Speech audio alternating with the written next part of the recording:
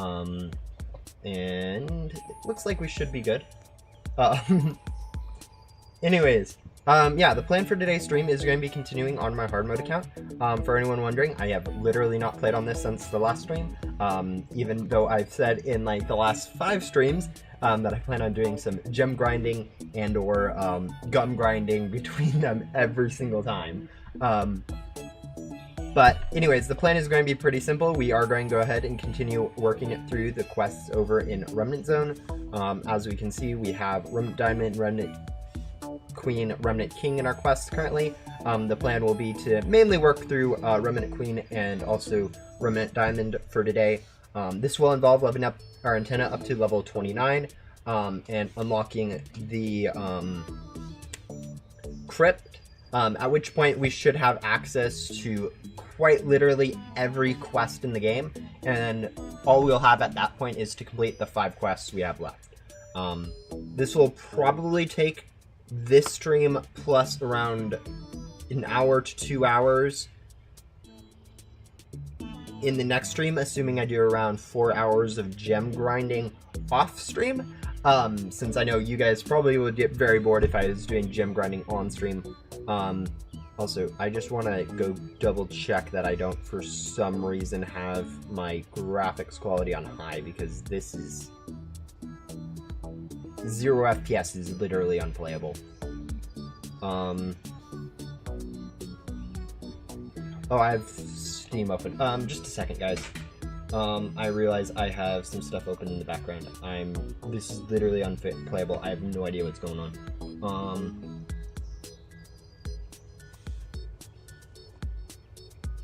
Okay, let me check out my settings, because something is very wrong in the settings if I'm getting 0 FPS like this. Like, my FPS is generally bad, but it's not, 0 FPS for 5 minutes bad.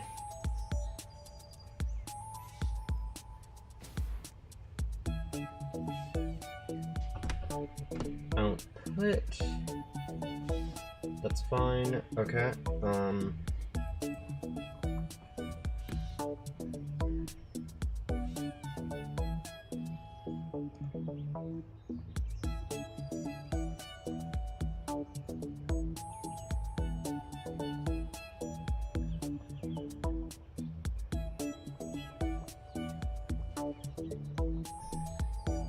There goes Steam. Okay, I think that's cleaned up slightly. Let me double check that graphics quality is, yep. Okay. Alright, fixed stuff, I think. Yeah, we're back down to, or back up to the normal 12 FPS, which should be quite a bit better. Even the camera, yeah, I had Steam and Ubisoft open in the background because I didn't close them after playing a little bit. So, you know, background AFs, even if they're not open, can drain a lot, especially when you only have like 8 gigs to begin with. There we go, yeah, we are back to normal now. Yeah, anyways, hello to people in chat, Yorick, Wania, not going, Gustavo, Snatcher, Deadbull, hello. Sorry, I was dealing with my, that was much worse lag than usual, but just closing a few things definitely helped down a little bit. Got attacked by an ad. Yeah, that's unfortunate. I thought I have ads like completely off for the stream. Well, maybe not off, but I have it so that ads could only play if I allow them to, or tell them to, I guess. So anyways, I think now that we have our FPS back up to a manageable level, we'll go ahead and start into Remnant Zone. 4 minutes and 20 seconds long? Yes. I'm assuming that is done on purpose just to be, just a meme. But yeah, I'm really bad at, like, any timing-based stuff, like, or rhythm-based stuff. So I never really got into Geometry Dash, but I know it randomly shoots up in popularity sometimes. Eventually my avatar will load.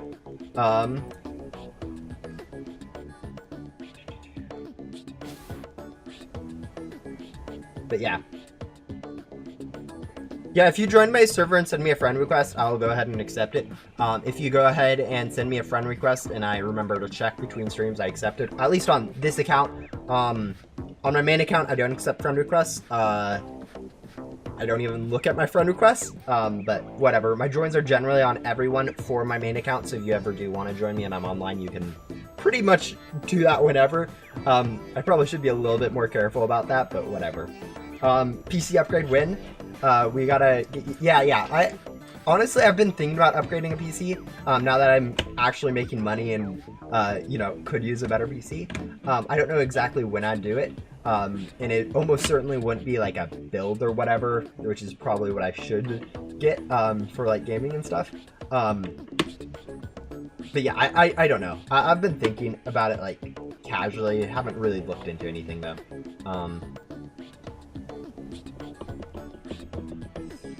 Ugh. FPS is still low. I don't know what's going on. Actually, no, I do. It's Remnant Zone, isn't it? No, it's not Remnant Zone. This is Ag. Let me go open a task manager really quick. Because this is... There's almost certainly something open in the background. I know there's a hotkey for opening the task manager, but I always just Control-Delete.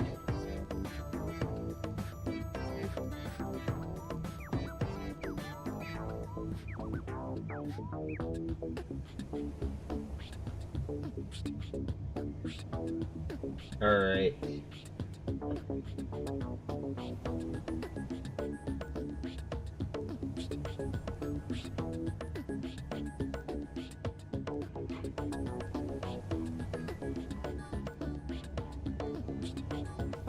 Yeah, oh, help.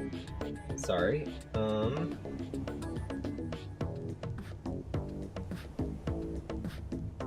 Okay. Yeah, no, it looks like it is just Roblox, Google Chrome, and OBS Studio. I probably should switch over from, like, Google Chrome over to something else. For streaming, at least, because,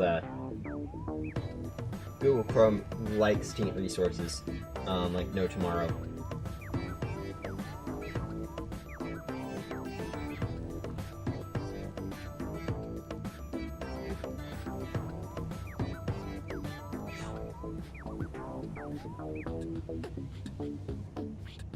Okay.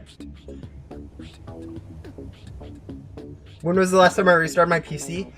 It's a laptop. It restarts automatically for updates overnight. So probably less than a week ago was the last time it completely shut down. But yeah, I never really like restarted or shut it down correctly. I just kind of closed the lid. You know, that's what you do with the laptop. All right. But it looks like should be a little bit livable frame rates. You know, 5 FPS consistent. You know, at least for most of the stream. Anyways, where we left off in the last stream was we were going ahead and getting the items we needed for upgrading our antenna. We left off with around 600 of the enchanted antenna parts and all of the teacups we need. So we'll be going ahead and continuing to grind for the enchanted antenna parts from the areas of Remnant Zone. So, yippee! This will probably take us around 30 minutes to go ahead and get the last 200 or so items we need. Really depends on our RNG, like we could get them in technically less or technically infinite time, but you know, based on like RNG and stuff, it should be around pretty consistent.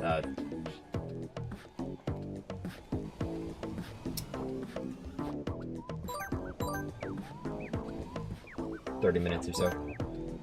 Hopefully. I could be vastly overestimating the amount of drops I get, though, too. Alright.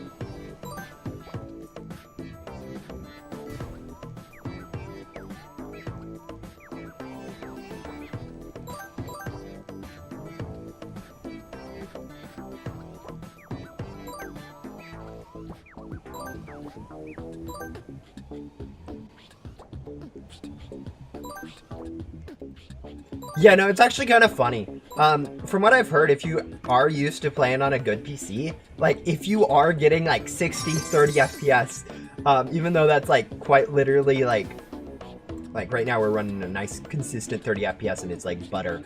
But yeah, if you're used to higher FPS, like, even that, it just ends up looking horrible. I mean... Honestly, my FPS might be why I hate shooter games so much, because I'm bad. I have bad FPS. But yeah, it's one of those things where I'm so used to it at this point that I don't really even notice the fact that I'm playing on 2 FPS sometimes. And for you guys, it makes the stream completely unwatchable, so yeah.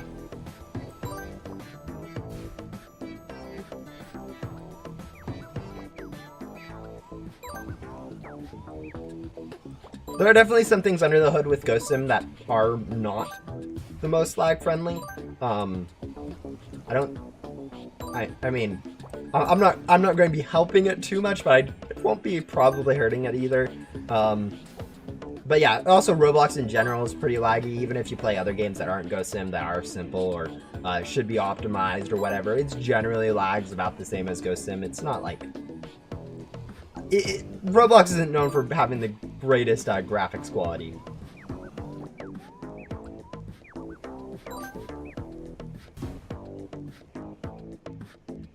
I have no idea the specifics on how exactly frame rates and all that stuff works. My guess is the frame rate that the game registers is how often your PC is or the game itself is refreshing versus like how often your actual screen is. So if the game is able to play on like a, I don't know, 120 FPS, even if your computer's only displaying it at 60 FPS, it'll be able to go ahead and say, hey, yeah, we are running at 120 FPS because that's all the code sees. That might be it.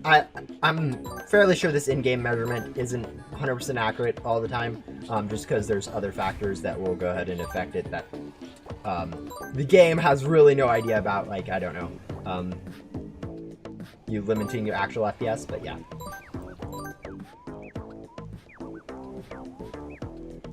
Yeah, well, it's definitely nice to be able to watch a stream and then do something else. I know, back when I did a lot of Ghost Sim grinding, I don't really anymore. A big part of what I do when I'm like grinding block spike keys or for gems or whatnot, I'd be watching YouTube on the side while going ahead and doing the grind. It definitely makes stuff a lot more bearable, like multitasking. Even if it makes like both you aren't paying attention to stream or you aren't doing whatever efficiently in the game, it definitely makes it a lot more bearable to have something on the side to do. Is it a private server? No, I'm actually in a public server right now. It's just no one's ever in Remnant Zone, so yes. Egg? Yes, egg. Yeah, yeah, no, I'm honestly giving away gum is one of the things I like to do. Actually, we haven't had a gum loot bag code in a while. But yeah, I'm glad that people enjoy the gum I give away. It's one of those things where gum is a really powerful thing in Ghost Simulator, and it's way too easy to get for like endgame. Like, I feel like it should be a little bit harder for someone maxed out in the game to get gum, because most people are literally sitting on like hundreds, if not thousands, of like glitchy or enchanted loot gum that they're never going to be able to use, despite it being like really helpful to like new players. And like, it's just kind of a weird dynamic. I feel like there's some change that needs to happen to how gum works, so that, you know, it's both easier to get for new players, and harder to get for old players. I don't know the exact specifics. I don't have a good idea in mind for that change, but it's something that would be nice. 3K enchanted loot gum, yeah, and you've given away like what, like 10K at this point worth of enchanted loot gum, easily. Maybe not quite 10K, but you've given away quite a bit, I know, because you have done all that gum grinding. Yeah, no, like even on my account, which I consider myself a casual Ghost Sim player at this point, casual endgame player. I have enough like glitchy loot gum to go ahead and pretty much beat the game like 10 or 20 times over on like fresh accounts if I need to. It's ridiculous.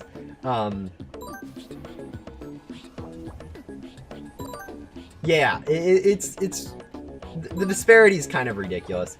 I think it would be a little bit better if endgame people could actually like use the gum. I floated an idea, or not, maybe not floated. I said something about an idea I had for actually making gum useful at one point. It's not planned, and I don't think it will end up in the game. But like allowing people to go ahead and use like I don't know, a basic loot gum and like burn it in a sense, to go ahead and give your pets like XP or something. So you could go ahead and, I don't know, instantly use a glitchy loot gum or something. And it would just give all of your pets like 1 pet XP or something. Where people could actually go ahead and use the gum. It would solve a little bit of a leveling issue. The thing is, I don't know how well that'd be balanced. It'd require quite a bit more thinking, and stuff like that. So, not 100% sold on that idea, but it's something I have in mind, is going ahead and giving some better use for endgame players for gum, because you literally cannot use all the gums you get.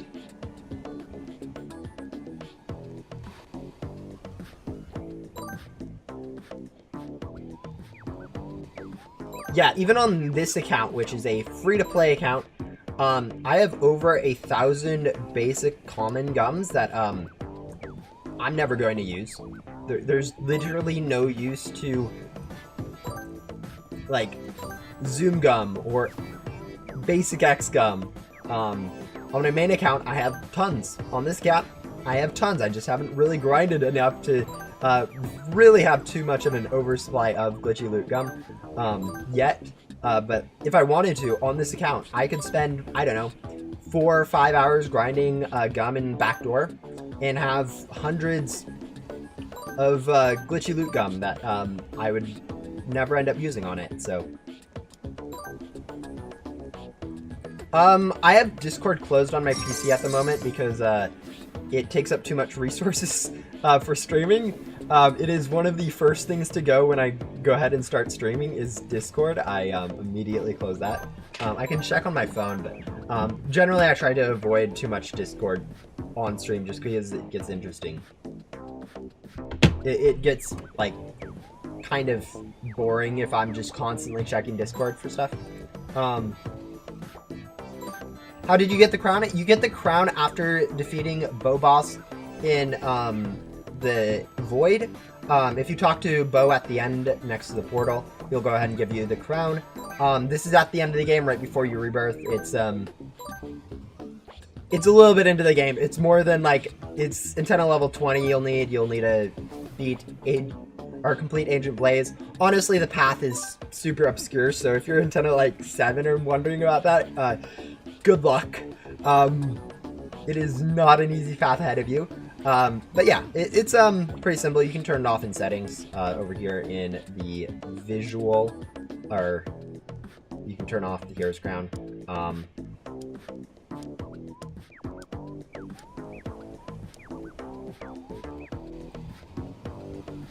But yeah.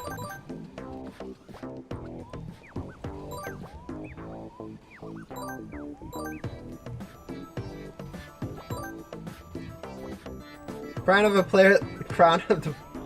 Yep, yeah, it is technically a waste of time. It is only a visual thing. And it is an NPC that's entirely optional, has 0 quests for you, and is only there to give you a single crown. That being said, I kind of like it. I mean, for this account, obviously, I am doing every single quest in the game. Actually, I'm still in denial that I forgot about one NPC on this account so far. I forgot to do Bobot, or the Bow and Bloxbite HQ on my second rebirth. We are just going to sweep that under the rug. I'll do it at a later point. It is just completing a puzzle. and then pressing a button 37 times, so it's not like it's a progression quest. Unless I did it and actually deleted the bow board. If you guys remember me doing it on my second rebirth, let me know, but I only have one bow board, so I assume I forgot to do it.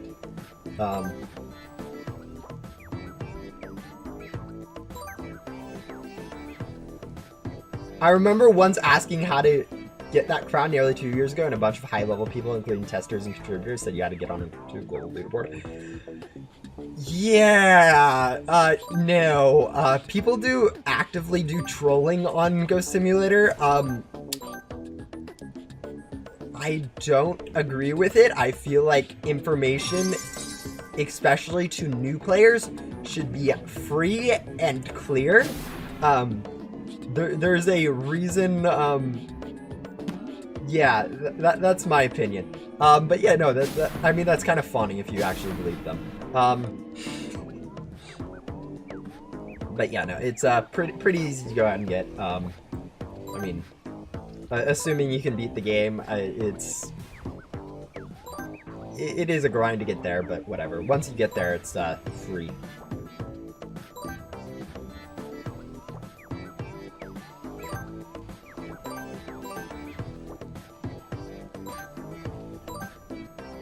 Also, we just got, like, the most ridiculous chain of drops I've seen in a while.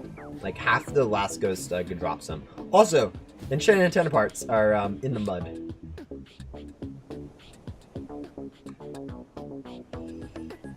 Yep. Oh, we're actually, yeah, I don't think we're running out of basic loot gum. 100 loot gum is still almost 2 hours of, oh no, sorry, almost 4 hours of grinding, but yeah, we are down to less than 100 basic loot gums.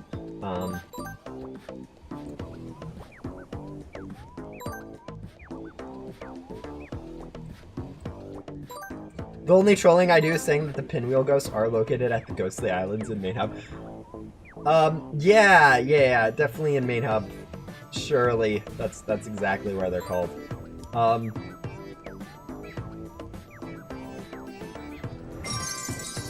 What do I think about the new brawler? I haven't actually played that new brawler in Brawl Stars. Same with Angelo. I've played enough of Angelo to know I don't like it.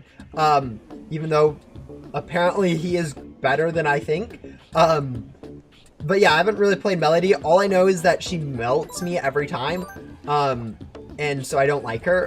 So she might be really busted, or I might just have a skill issue like I do with Angelo. I don't know yet. But yeah, haven't really played her in Brawl Stars. I do have her unlocked. But yeah, it's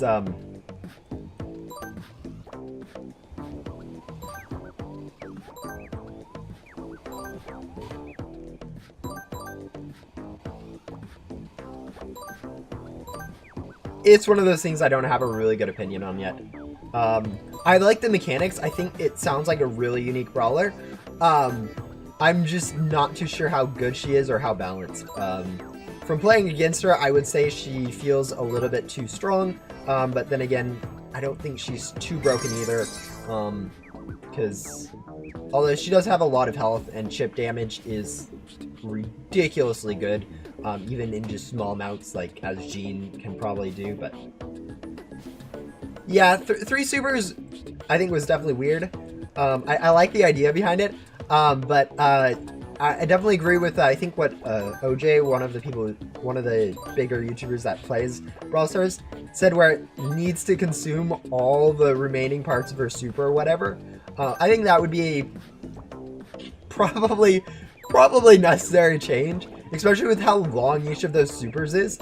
Like, it isn't just a stew. Like, you know, stew has a very similar super in it that it will dash in a direction. I know Stu's is a lot easier to charge up, but like its range is like so much shorter. Even if you're running the correct gadget on it, is just so ridiculously shorter than Melody's. So I feel like they could tone down the length of her super a little bit, and yeah, obviously make it so that throwing a Brawl Ball doesn't, you know, only consume one of her 3 supers. Yeah, OJ, Supercell's a very big game. I know a lot of people who play Ghost Simulator are playing some Supercell game. But yeah, OJ definitely does a lot. Both Clash Royale and Brawl Stars. I used to play Clash Royale 6 years ago, probably. I don't anymore. I haven't played like back when I played. Yeah, having a legendary was actually a accomplishment.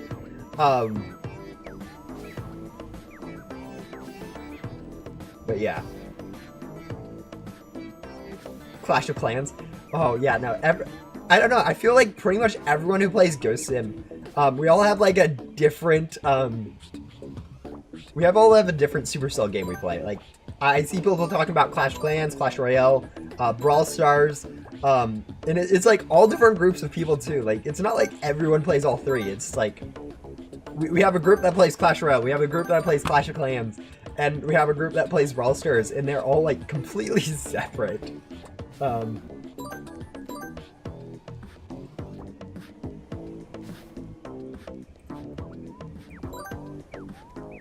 Oh, can we upgrade our antenna finally? I thought we were so far away. Okay, here we are. We are antenna level 29. That took less than 30 minutes. I don't know, maybe I got really lucky in the last hour or so, or last 10 minutes with drops. I'd have to go back and check. But looking on the amount we had, we've been able to upgrade our antenna for probably a good solid like 10 to like solid like 3 to 4 minutes. Hello.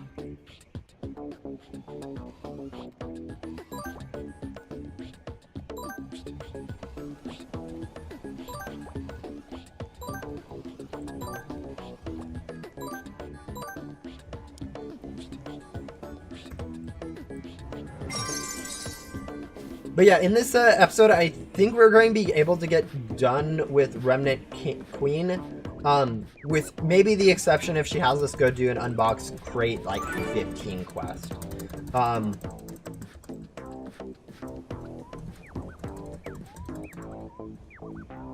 But yeah, we should be able to get done with Queen. We should be able to get done with Diamond.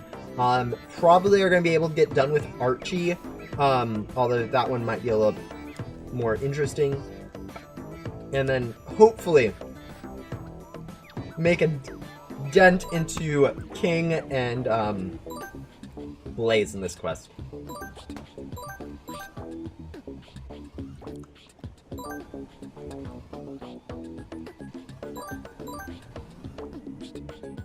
Good luck unboxing for the mythical vet. Yes, I will definitely need to do some off-stream grinding for gems at some point for completing King's Quest.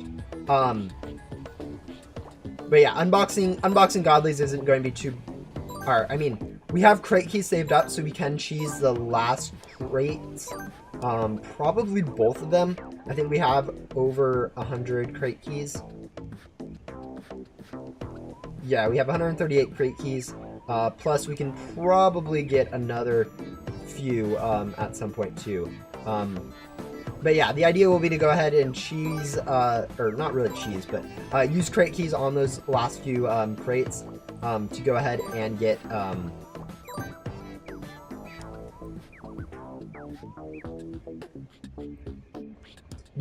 the godlies for those quests, complete our index, whatnot.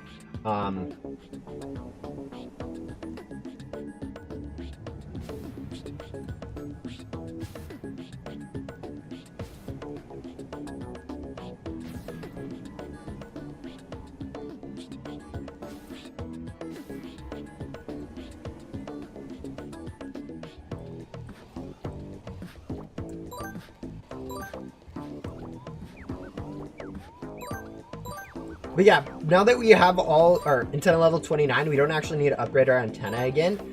We will at some point still do it, just because I kind of, I want to, I guess.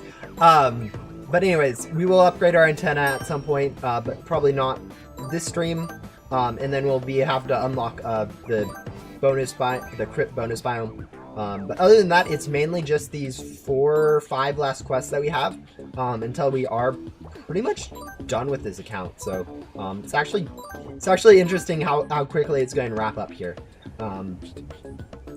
Like, it took us the first 20 episodes of this thing to go out and get through our first rebirth, and then we're going to be finishing up our second rebirth with all the additional stuff of Remnant Zone and second arc in less than 20 episodes. So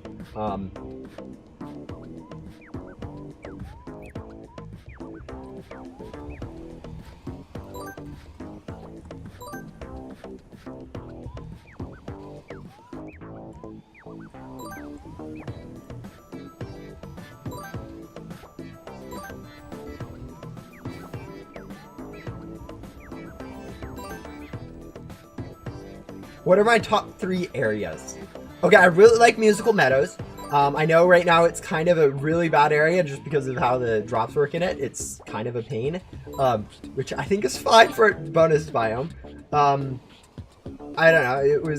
It's also like the last area when I first started playing the game, so I might be a little biased about that. But you know, that is whatever.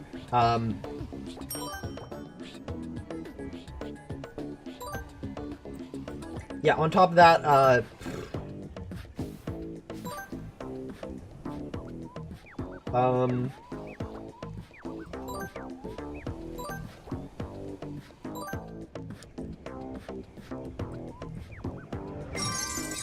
like the Bloxbite HQ. I kind of like how that has a teleporter in it. Or not Bloxbite HQ. Agents HQ. I like how that has a teleporter in it. Gem chest, just the general layout. Again, best area when in backdoor, very good for gum grinding. Probably a little bit biased from that. Maybe a little bit biased because when it first came out, there was a way to cheese to get into it before you unlocked it, which was I may or may not have used a few times and found funny. Yeah, and then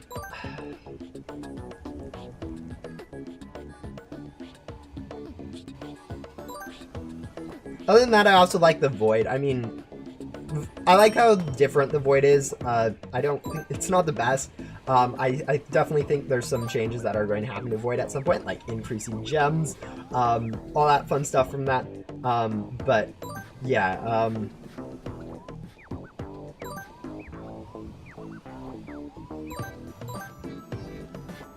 It's weird that Music Meadow has got its own music, and then when Remnant Zone was added, the Remnant Zone music was the Meadow music. Yeah, the thing is Ghost Sim hasn't had really the budget to make a lot of good music or whatnot, so it's been more or less reusing. Maybe at some point we'll get more music for different stuff, but I don't know the exact specifics on how music stuff works in like Ghost Simulator, so it is going to be whatever it's going to end up being. But yeah, reusing music is definitely one of the things that Ghost Sim does quite frequently.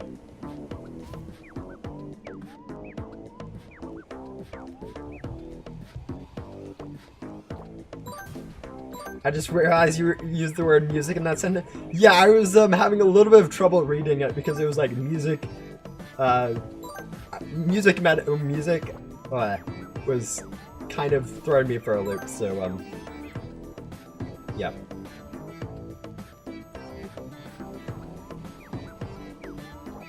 All right, there we go. Done with this quest for Queen. We also have a Diamonds quest that we can turn in. So we'll probably do both those really quick. All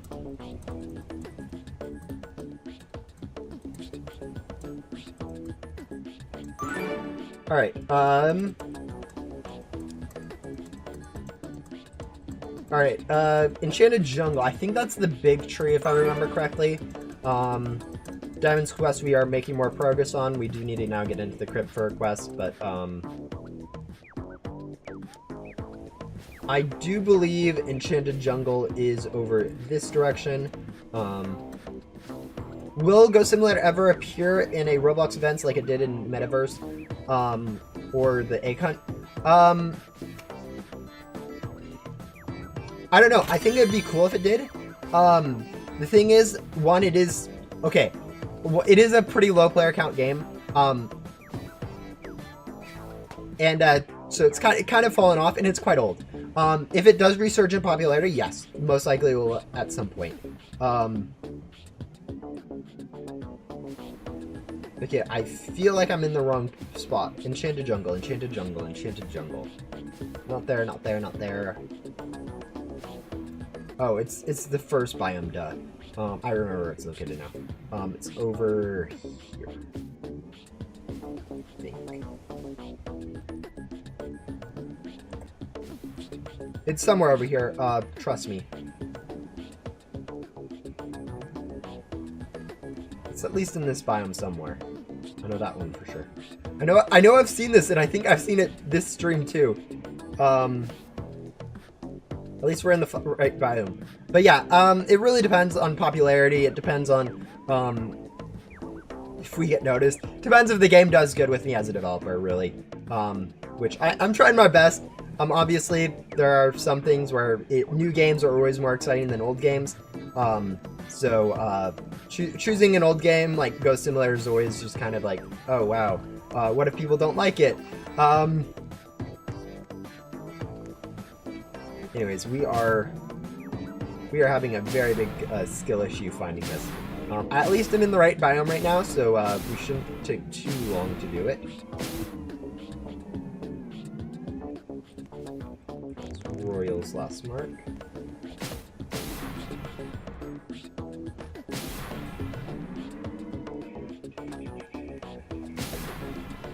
Yeah, okay.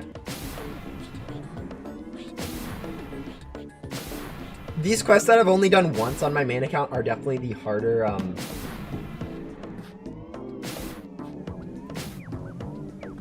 quests to go ahead and, find items for. Like when it was like Fern's quest where it's like, oh yeah, go through the rings. I've done those quests like 20-30 times, so it was like, oh yep, I know exactly where that is. Oh, there it is. Yep.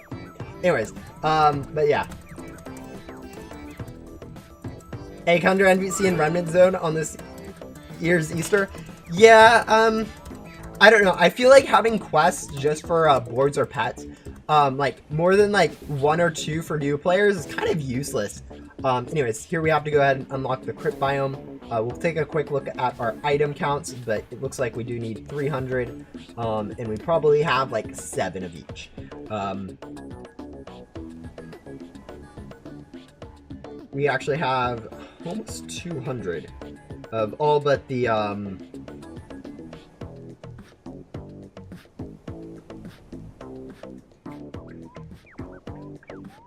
all but Crystal Heart. Crystal Heart is the main one we need to be focusing on. But yeah, no, actually, for anyone wondering, Easter is going to be ending on April 19th, next update, more likely than not. So yeah, this is the last update for Easter event, so if you want to get anything from it, like the new 350 mythicals, now is the time to go ahead and grind for it. I'll probably be doing a stream later this week on, like, I don't know, Wednesday, Thursday, we'll see, to go ahead and get some of those mythicals myself, since they are pretty cool, and I kind of want to have a collection of them. But yeah, this is the last update for the Easter event. Nothing new is coming into it. So get the stuff you want from the event while it's available.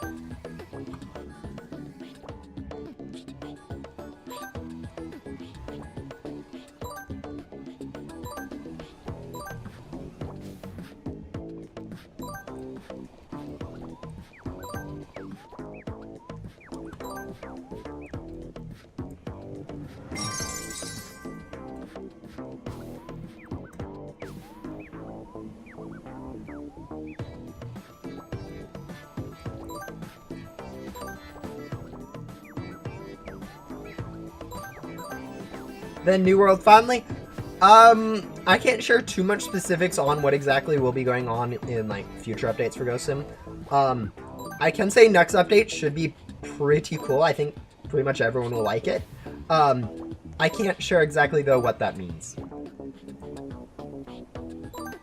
I can say that New World will take quite a bit of work, and after creating an Easter event, I am kind of tired of creating new stuff. Yeah.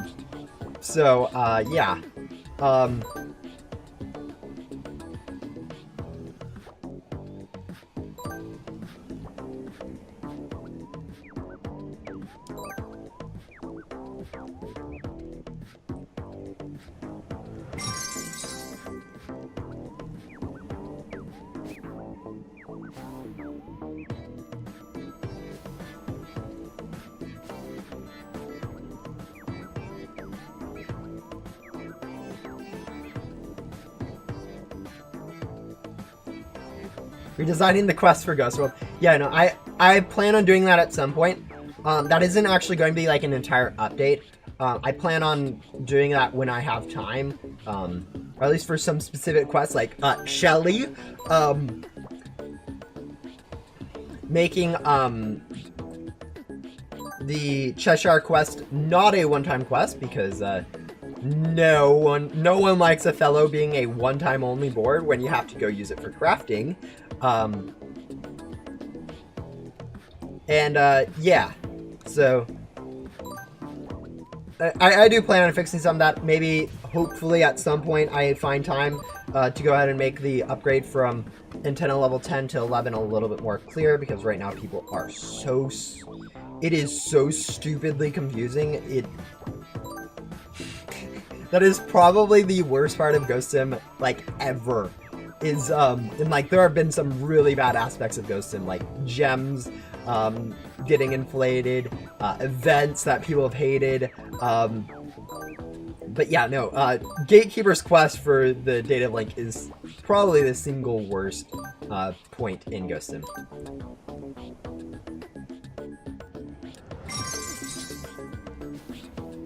It might be the last class fight. No.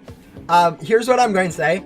That last classified that we have in gem crates right now is not getting released until there's a big rework to how gems are done, how unboxing is done, and how the game is generally played. So yeah, no, that new classified is not coming for probably another year. I don't even have the inkling of an idea of when that thing will be ready to come out. All I know is that I don't want it coming out anytime soon. Jonas, I think, agrees with me on that point. Yeah.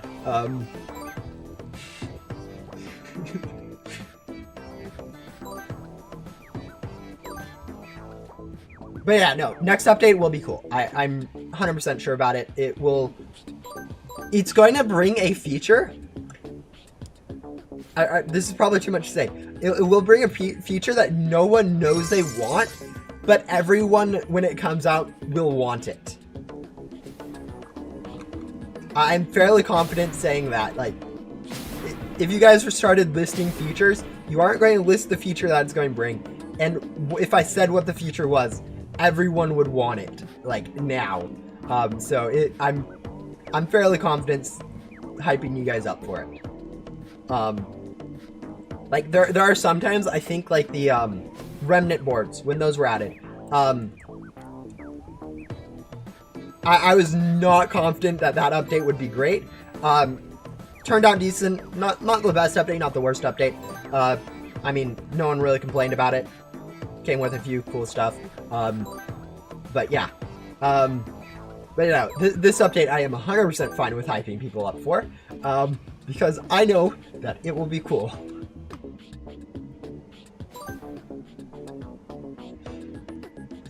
Yeah, no, you guys, definitely being a dev, these streams have a little bit more weight. It's like, don't leak anything, and yet anything I do say, can technically be treated as a 100%, or as, information from devs, and, it's kind of funny. Yeah, mushrooms in Remnant Zone are actually quite cool. I mean, I don't really use them, and the way they work with, like, lag in Ghost Sim is kind of a pain, but it is what it is. Also, we should be using like this more often because it's pretty helpful. Also, I know it's been a while since this was added, but I kind of want to know your guys' opinions on this because from what I've seen, I would say like it wasn't actually doing, it's not doing as much as I thought it would. Adding the different sort of quest types, like I don't see very many people actually using the different side main stuff, sort of deal with all the quests in the game. I thought it'd be a much better feature than I think it ended up being. So I don't know. Maybe you guys actually do use that. Let me know. I'm curious to see if that is actually as bad of a feature as I think it was in hindsight. The thing is, like, with that change, the main people it is going to help is going to be the new players, and it's really hard to know what a new player thinks. You think it's good? Yeah, but do you use them is the thing. Like, I think that, I thought that they would be a good addition to the game, but I don't find myself using them. And I don't see very many other people talking about using them. Yeah, sorting the journal I think is great. I mean, can't really complain. I don't really sort my journals. But yeah, no, people are going to be able to use that. But no, it's about the it's more about whether or not people actually use the different quest types. Which is something I'd have to really find new players and ask them, like, hey, how do you like your journal? And see whether or not they're like, oh yeah, I like being able to know that all these quests are main quests and I don't need to worry about them.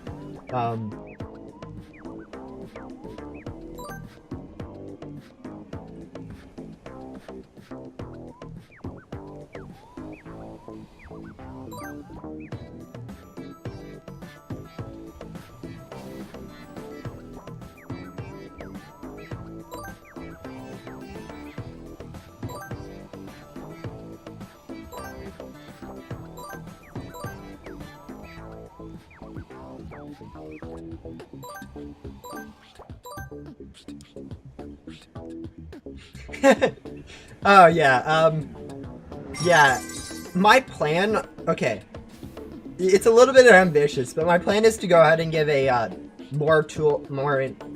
like, you know how when you go into your inventory into the upgrade, you have this little ID for what it's called? My plan is to underneath give a little bit of information on where it comes from, and then also apply that like description of where it comes from to the items in here, so you can go over here and instead of it just being a giant blank, be like, oh, drops from ghosts in the haunted castle, and players can be like, oh, cool. The thing is, I don't know exactly how hard that would be. It would be just like if you're hovering over the U's on these, sort of thing, where it's like, oh yeah, opens the chest instead of that, drop from this ghost.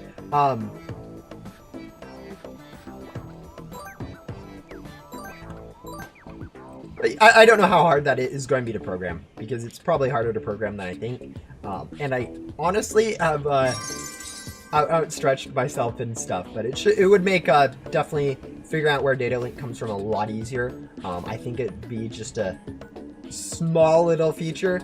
The thing is, it might be a little bit harder to program than I'm thinking, based on what I've seen in the game so far.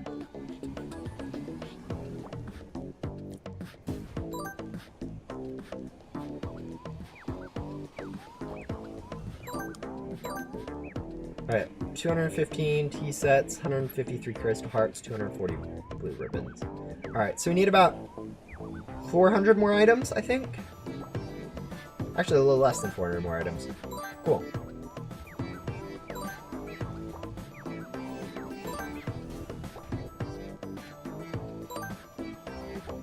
About 300 now.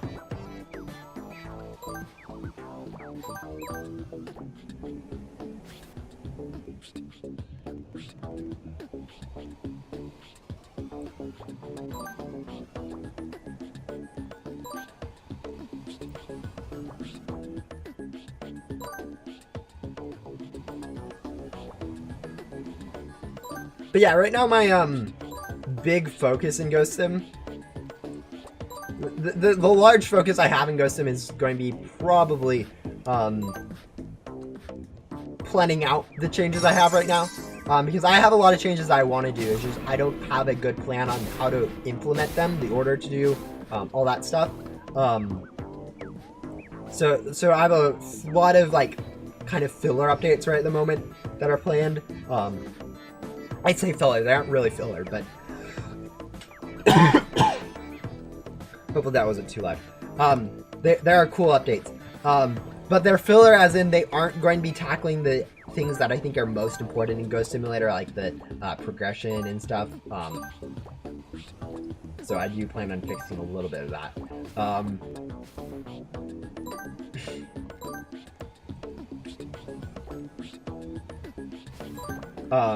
But yeah, so I don't have a clear plan on it exactly how I want to do that. It's going to end up taking a little bit longer to get around to those than I would like, but that's probably for the best. It gives me time to actually sort out my ideas. Do you enjoy implementing new physical content or rebalancing things and improving? I like both. I know sometimes I really want to go balance something like, hey, I want like one of the updates. I wanted to go ahead and balance the gem drops in all of main hub and rework entire main hub experience, and I love doing that. But yeah, next update, new feature, as I said, is getting added, and I really like working on that because it's doing new stuff. It's quite fun. Honestly, I really love the problem-solving nature of programming, especially with something like Ghost Sim, where I can learn from it too. I'm literally learning how to like program with Roblox as I am solving problems. It's such a this is kind of the kind of stuff I do love doing. But yeah, it really depends on the day. Right now, I'd say new stuff. Just as there is a lot of rebalancing, new stuff is always easier to do, in a sense, because you don't building stuff from the ground up. You don't need to worry too much about breaking too much. Like if you're rebuilding a system, you have to worry about making sure, oh yeah, I don't break all the quests. I don't break this thing. I don't break that thing. When you're building something new, it's like it's not interacting with anything. You gotta build it entirely, so you just need to make sure it works. But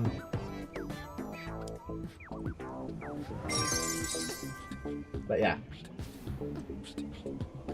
Do you ever worry about overcomplicating the game? I mean, not really.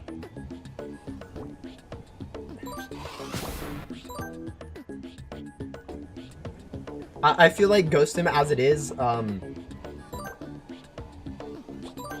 don't know. I feel like Ghost Sim could use more complication. I feel like right now it's a little bit too simple, especially like endgame. Like it is like there's 3 things you do endgame.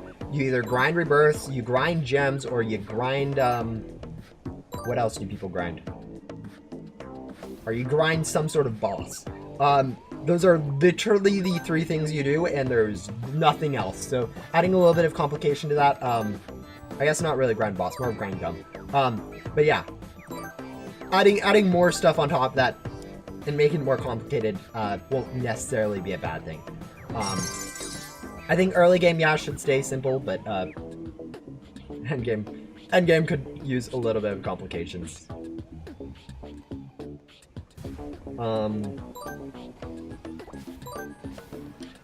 Honestly, my biggest worry is accidentally, like, unintentionally just making the game worse. Like, I'm worried about that the ideas that I have for improving the game aren't actually improving the game and are just kind of just bad ideas in general. Like, the problem here with that is that everyone that plays the game actively like I do, like, the ideas sound good to them, so it's hard for me to get real good feedback on whether or not a change is actually good for the community. Especially when it's targeting like new players, like with the quest rebalancing in main hub. I'm still not sure. That came out months ago. I'm not sure if that was a good or bad change. Numbers don't seem to reflect that, but numbers very rarely are very useful because half of our numbers are like, hey, are people clicking on the game? And it's like, oh yeah, do we have a good thumbnail or not?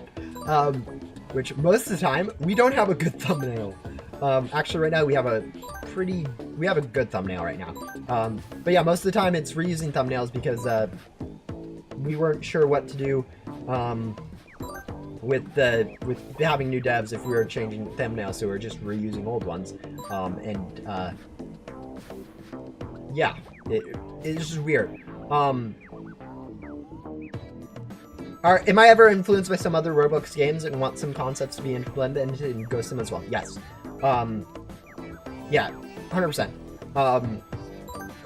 Part of my job, not really my job, but part of what I like to do, to pretend like it's my job, is to go play other Roblox games, other simulators, like, you know, Pet Sim 99, and see what people are liking in there, how it's working, and any stuff I think could work in Ghost Simulator.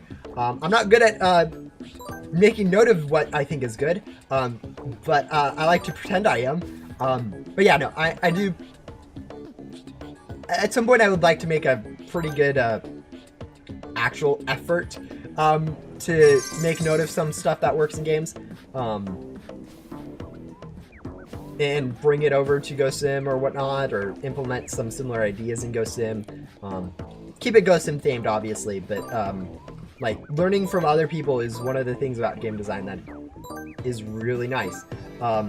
Actually, for instance, for this UI, I should say, I was looking at other games because I didn't know how best to use it. I wanted to collapse the UI. This one used to say teleport, like the entire thing, and it was kind of a mess. So I went into other games, see what they did with like their navigation on the side.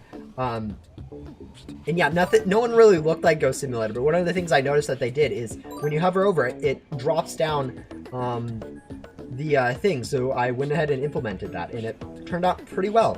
I mean, you know, I'm a little bit biased because I made the UI, but like you don't see people complaining. Oh, it's pretty intuitive design. I don't know if it works on a controller, but controller players are used to jank and Ghost Sim, so it'll be fine.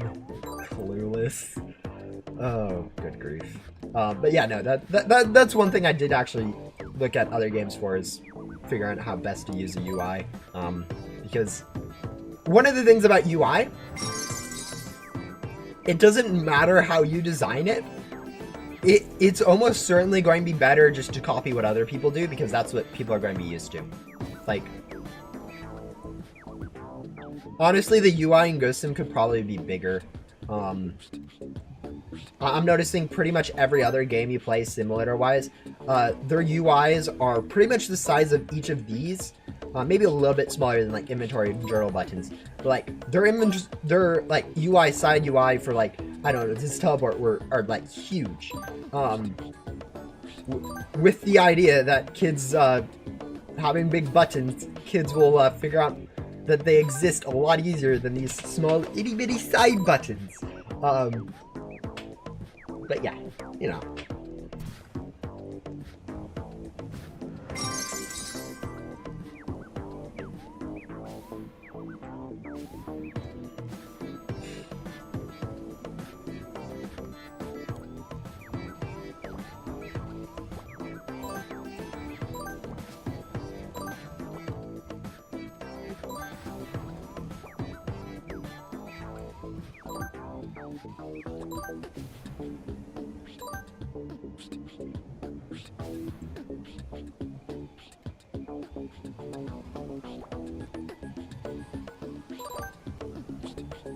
But yeah, one of the things that I have done recently, or that I'm glad that it worked out nicely, is the the Easter event. It's not quite like the exact player numbers that you know, it would be nice to see during events, like with like, you know, I always would like to have higher player numbers in Ghost Sim. But what I like to see is that people liked the event. People really like, people that generally don't play Ghost Sim were like, hey, I like this event. I enjoy playing it. And it's good to see that. because lots of work did go into that event, so that fact that people actually liked it was a good sign. Yeah, even if like the player rates didn't really show that people liked it, the fact that players, you know, said that they liked it was nice. But yeah,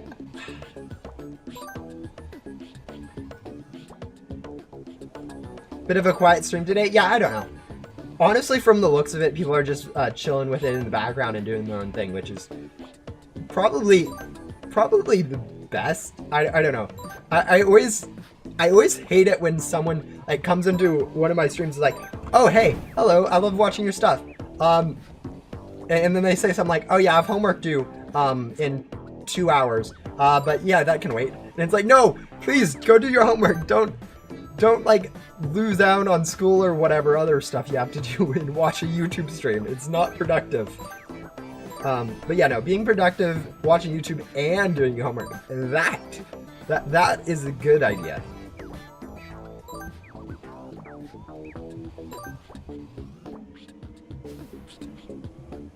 I'm playing something while the stream's running. Yeah, no, I do that so often.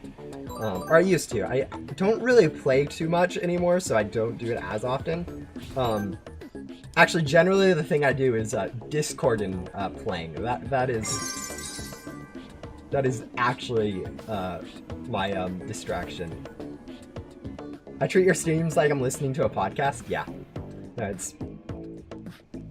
it's one of those things where, like, half the time, or like all the people popular on YouTube, it feels like are just those that have quite a lot of content that people just trade it as in the background, or at least maybe that's what the YouTube algorithms found I like, because like all of my YouTube recommendations are quite literally the same thing, where it's like hour-plus long videos, where just someone doing something that might be a very similar thing the entire time, where you don't actually have to focus on the video. You can just sort of listen and do your own thing.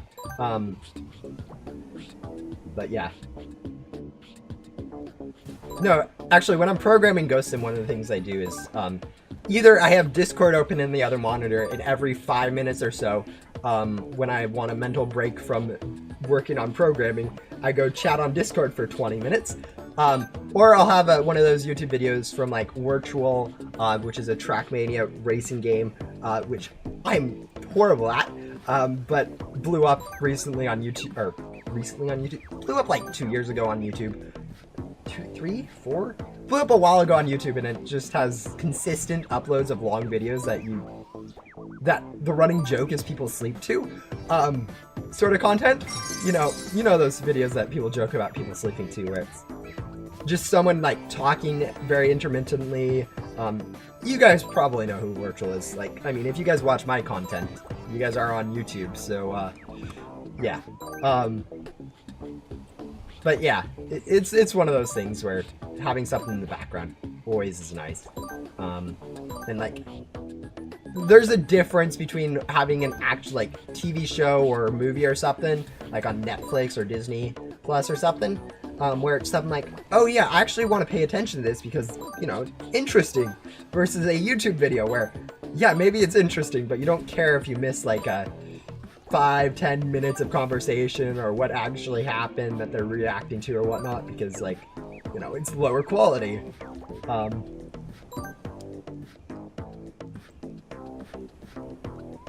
Make the Easter eggs become boiled Easter eggs after the event ends. Yeah, except they're already called candy eggs.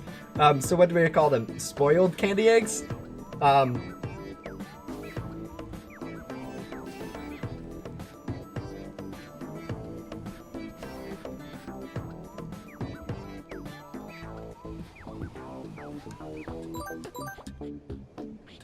Yeah, I might have gotten a little bit creative with naming of the items for this event.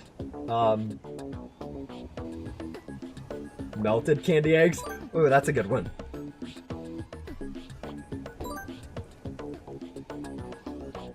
Inspired.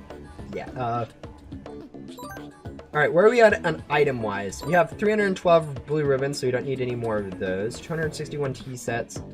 So yeah, we need 90 more items, so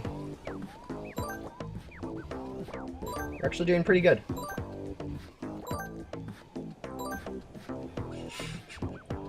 Yeah, I'm sure that long of a name would go over well.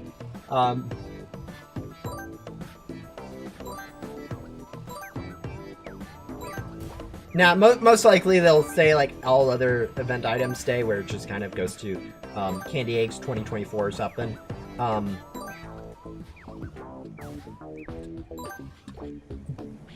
Oh, you enjoyed Bunny Gum? Yeah. No, I really like the idea of Bunny Gum because like it was a mixture of like someone Renz, I think, I wouldn't say one of the more involved community members of Ghost Simulator. I was about to say a long-term player. Don't know how much recently he's been playing, but a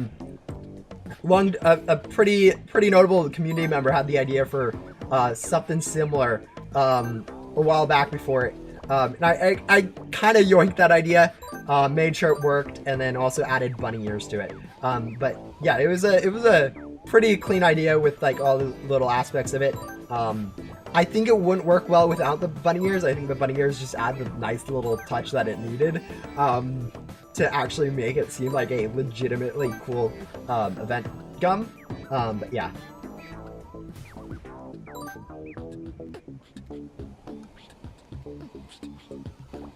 No, I definitely enjoyed making True Bunny Gum. It was pretty fun.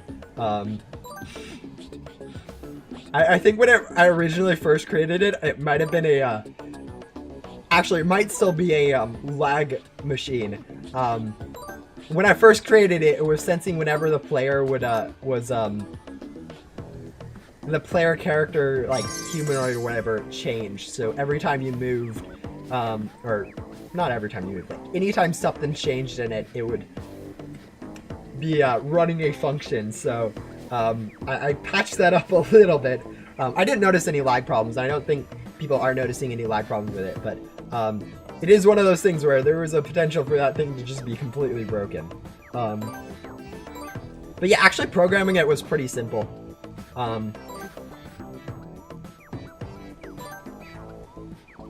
I mean, yeah, random chance to turn into a bunny. The thing is, like, all those small details, they actually take quite a bit of time to program, and so much time that sometimes it's not even worth it to worry about. Like, the bunny ears you get from the True Bunny Gum, those are a Roblox catalog item, i.e., like, an asset. I mean, I guess with the pumpkin gum, they probably do steal from or use the Roblox asset stuff. And technically anything that Roblox does create, people are allowed to use in games free of charge.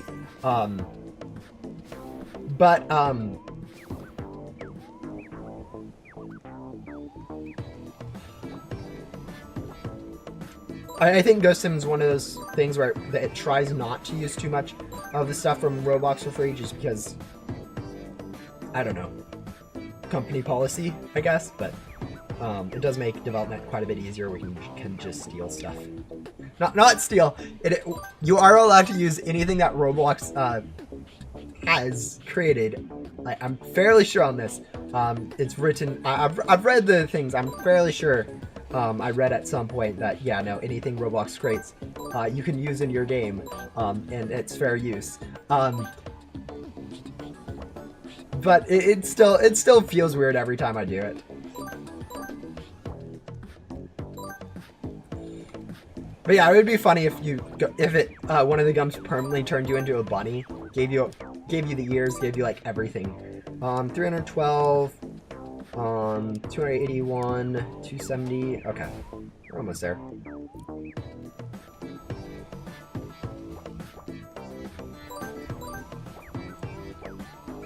Also, what is it to upgrade our antenna? I didn't check that amount. We aren't going to be doing that this stream, but I kind of want to have an idea. 500 hearts. Yeah, okay. Yeah, I don't think we'll be upgrading our antenna to level 30 anytime soon.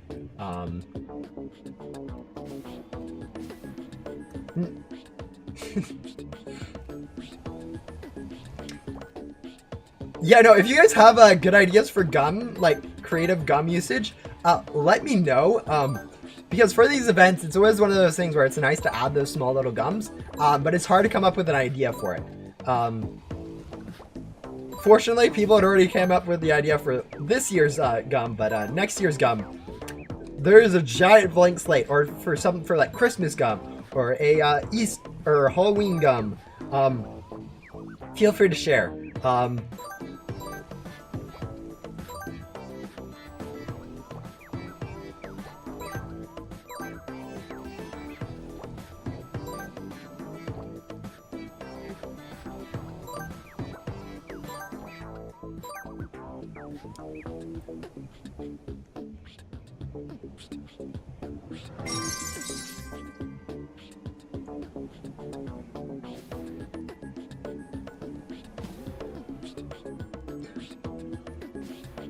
Oh, also,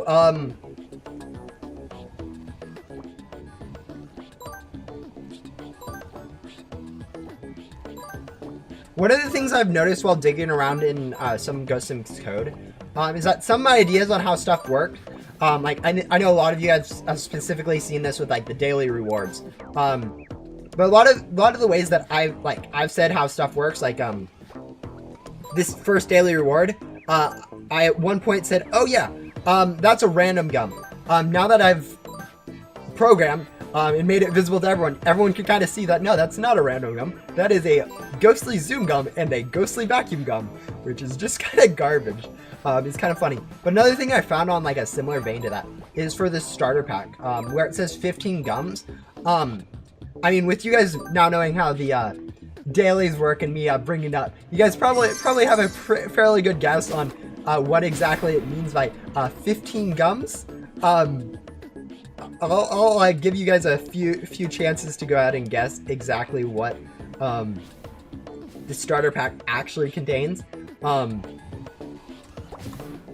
But yeah, 15 gum down here.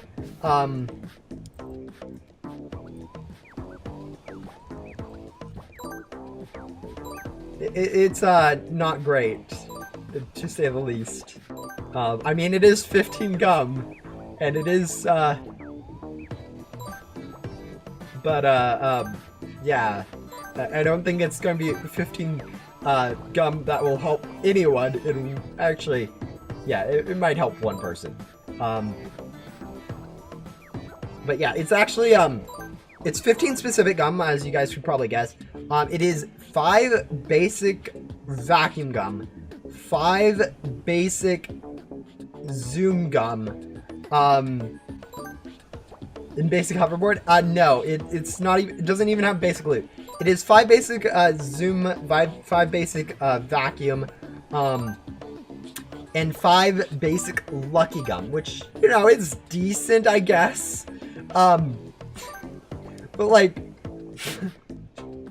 there's not even loot gum in there. How is that helping a new player?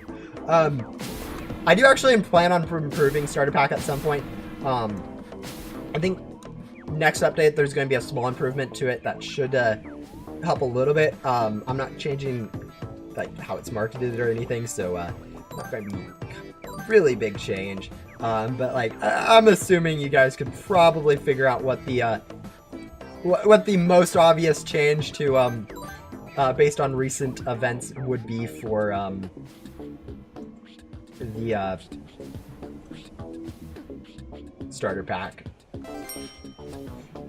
especially considering the context I've already laid out.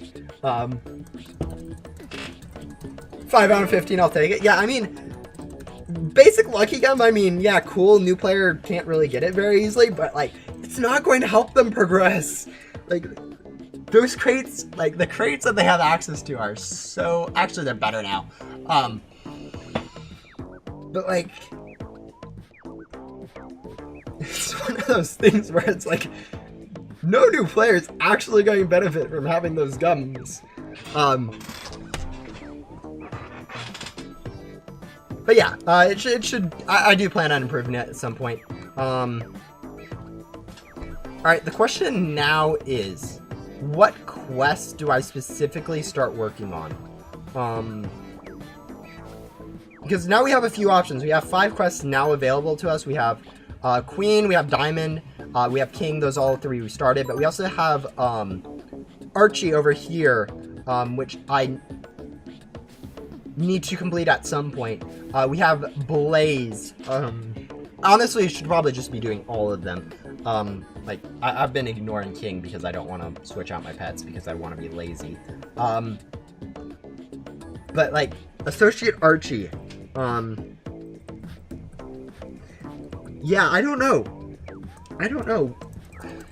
Which quest line would you guys consider to be the first quest line that we need to work on?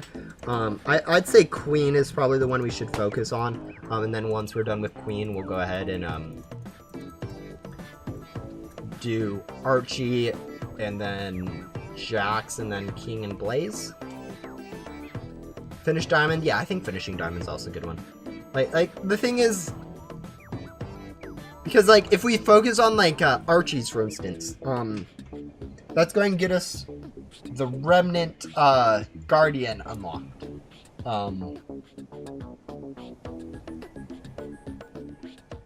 Which is technically the progression point at this point. And it could be considered the next zone, but I don't know. Yeah, do Queen. Finish Diamond. Yeah, finishing Diamond and doing Queen is pretty much the same thing at this point.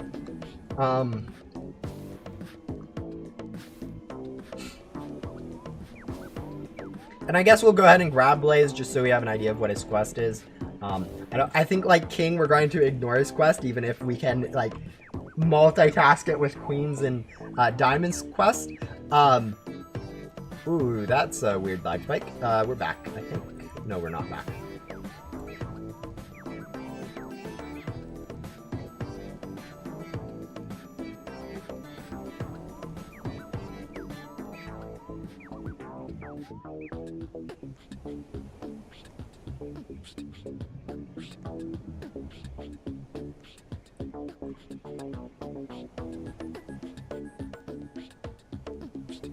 There we are, now we're back.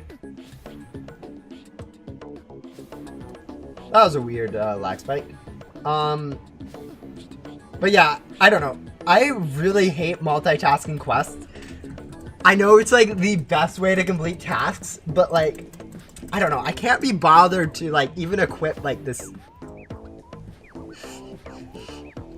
Oh, we don't need to use loot gun for this. They don't drop any loot.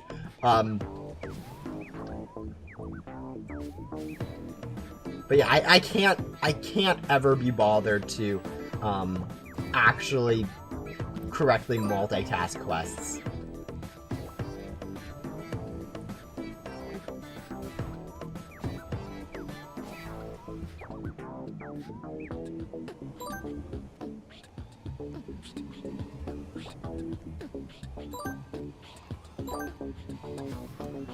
Leo?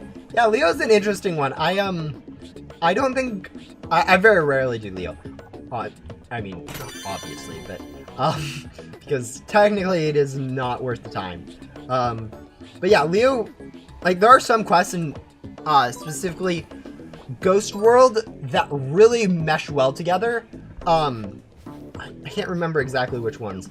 I think Fern and Yoko are a decent example of it, where they have pretty similar-ish quest structures. But yeah.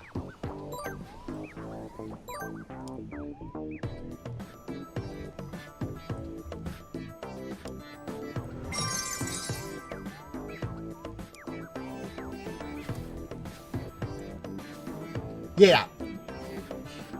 I can do Yoko and Gatekeeper together. Mainly just because Gatekeeper is kind of a shorter quest. But like the way that people like mesh, I don't know, Leo and Yoko together, for instance, or Jillian and Shelly, or something like that, where you're kind of doing two different tasks or longer tasks, where you're kind of thinking about both. I don't know. I don't get overwhelmed per se, but I get a little lazy about it. I guess is the best way to phrase that.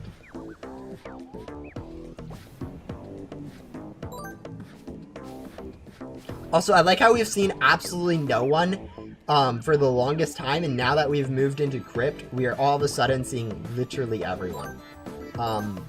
Also, at some point, we need to go do the, maybe not right now. We're getting this ghost. But at some point, we'll need to go ahead and do the, Remnant Zone puzzle. I guess that's probably going to be next stream, isn't it? Yeah, I mean... Because what, I said about 2 hours to next stream to do, King and Blaze if I do some gem grinding off stream?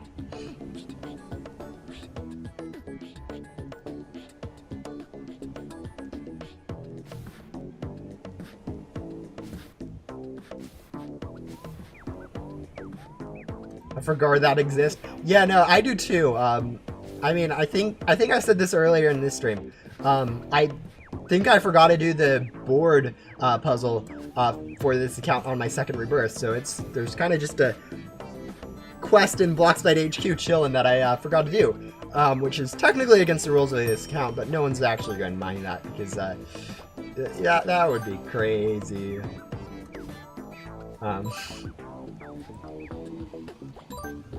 Yeah, at some point, I kind of want to do that. The thing is, reworking Remnant Zone, I would rather leave it as is, than rework a little bit of it. Because if I rework a little bit of it, I'll want to rework it entirely at the same time, just so it's all nice and clean and, like, thought out, rather than, oh yeah, let's do one small change here, one small change there, one small change here, and it ends up becoming even more of a mess. So that my idea is to kind of do it all in one fell swoop.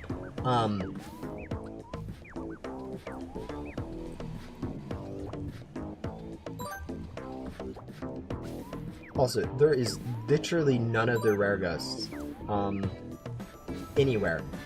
It's kind of funny.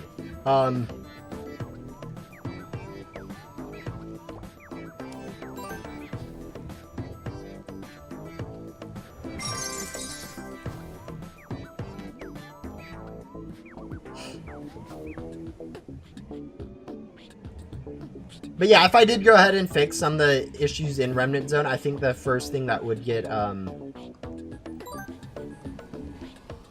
it's just a huge complicated mess of stuff I have to fix, so, a lot of stuff would change.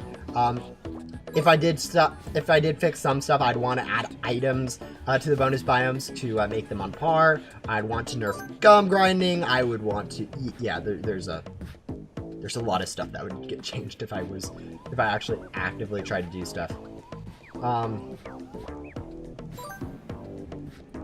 Also, I think this dude's vacuuming up all the rare ghosts, which is, you know, kind of not what I want to see, but it's kind of funny because none are spawning.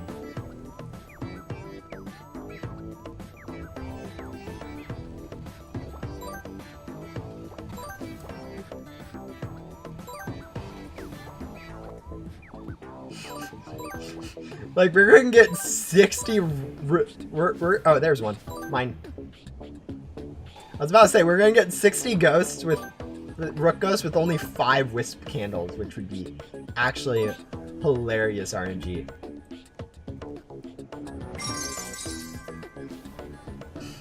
The thing is, I think that would actually make sense.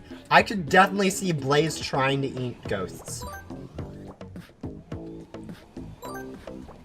Not like straight up raw, but like, you know, cooking them or something, doing an experiment on them to foodify them. I could definitely see that.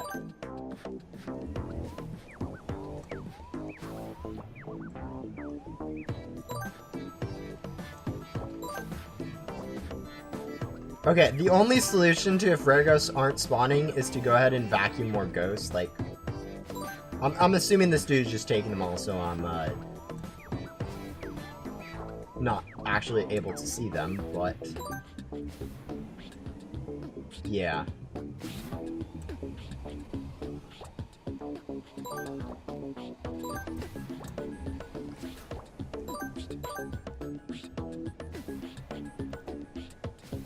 It's also kind of funny because I haven't upgraded my pack or vac in like almost 2 episodes now of this thing, and I'm literally not struggling at all. It's kind of bad how Remnant Zone is with packs and backs and stuff. Please tell me that counted. That did not count, stupid lag.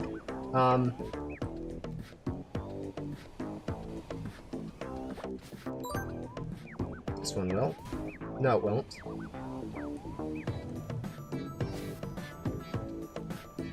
This is when I swap over to a private server. Like, literally moving so slow that I can't even grab a ghost 2 feet away from me. Before he gets over to it. But yeah, we're just going to chill here until my FPS improves, because there's no way I'm doing anything with 5 FPS. Like, we can't move with 5 FPS, so we're waiting until we get back up to, like, 10 FPS.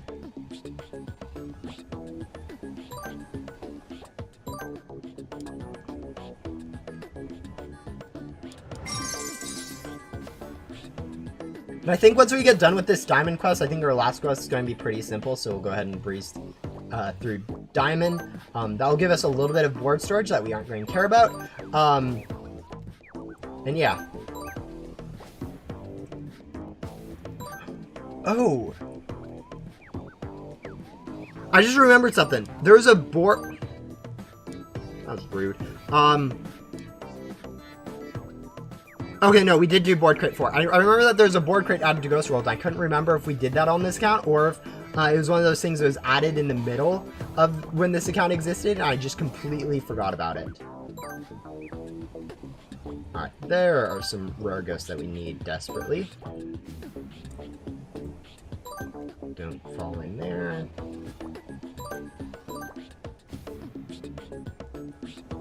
Yeah, no, technically your chat hints can sometimes appear even if you have it off right when you join a server.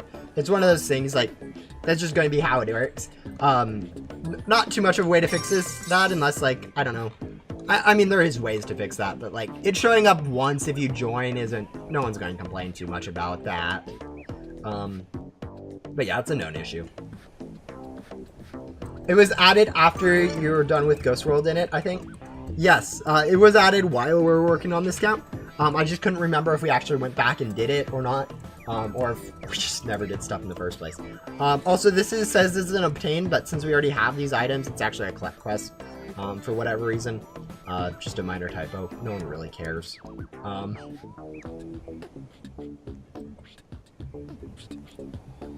But yeah, I think Diamond will go ahead and finish up here. Just go grab the 50 of items we need, which will probably take, I don't know, 10 minutes. Depending on how good our drops are. Hopefully that'll give them some time to move on from rare ghosts in the biome.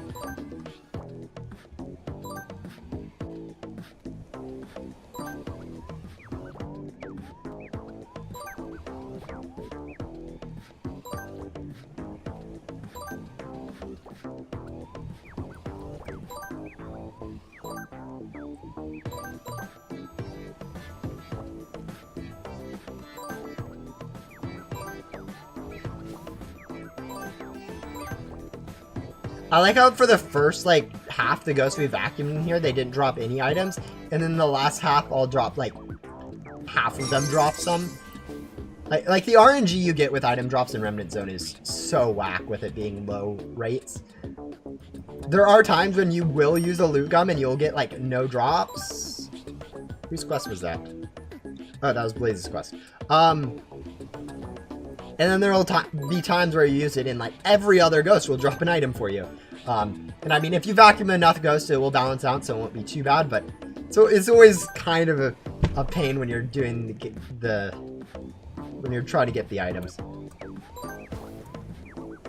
Honestly, it's one of those things where, like, as I'm playing on this account, I'm noticing that, like, yeah, there are some pains with it, but, like, realistically speaking, the last area in the game should be difficult.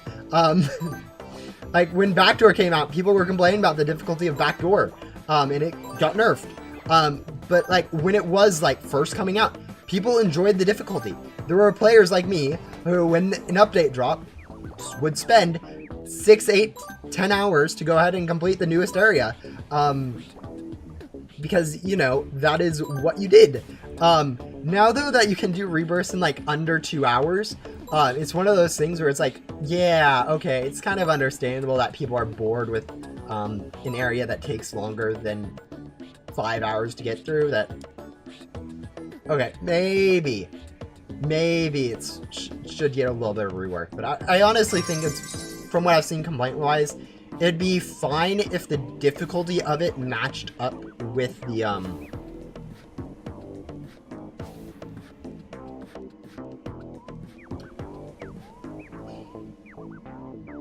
what, like, people were expecting from, like, I don't know, Other Worlds.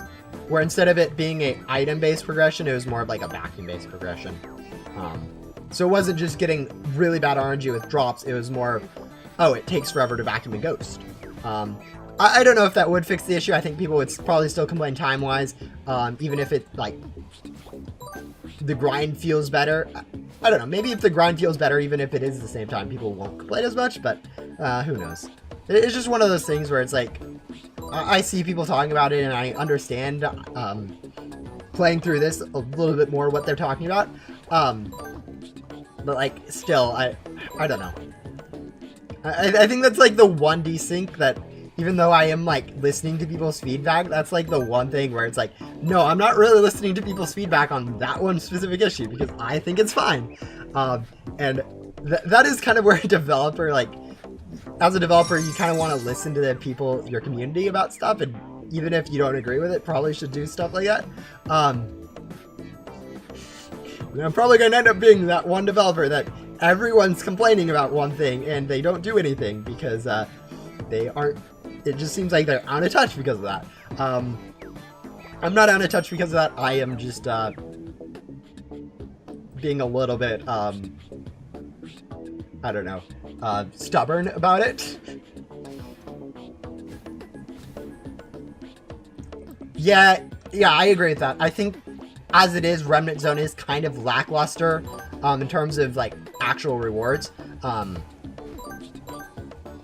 Like, there's not much here. There's pet crates. No one really cares about them except if you're a classified grinder. And most of the community does not actually grind for classifieds from Remnant Zone because it is really hard. But yeah, it would be cool if a few more of the NPCs gave a perk. I plan on, okay, maybe not plan on is the right word. I want to, at some point, introduce some, like, retroactively give some of the NPCs perks. I think that would be really cool, to go back and go through, like, oh yeah, Queen, your quest line's pretty difficult. Let's give you a perk.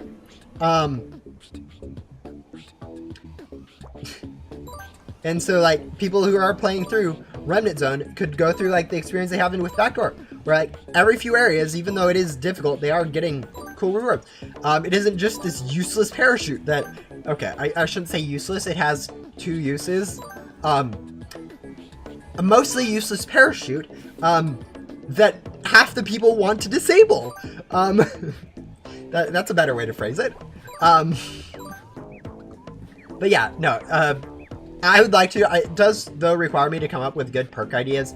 I know I said I have a good one coming in the future.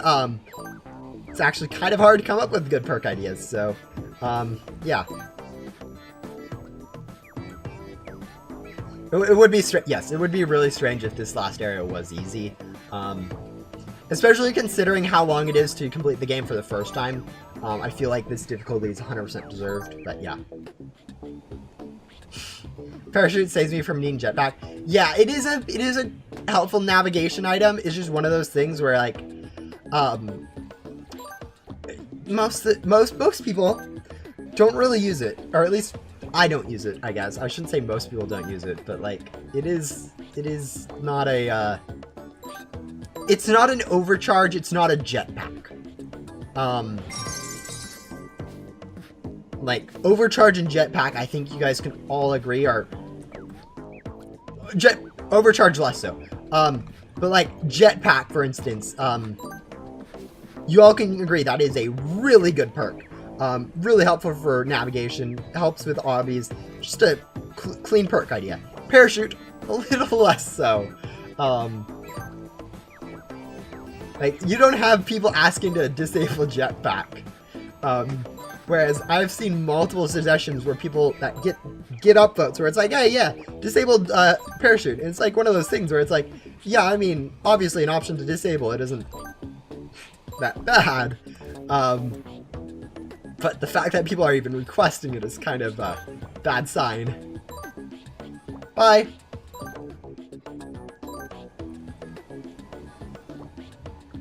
But yeah, hopefully soon I plan on adding a feature that will hopefully clean up a little bit of the constant requests for let me disable this.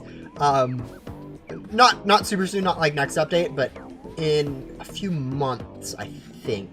I'm not going to give an exact timeline, even though there's probably one out. Because it might need to be refixed depending on how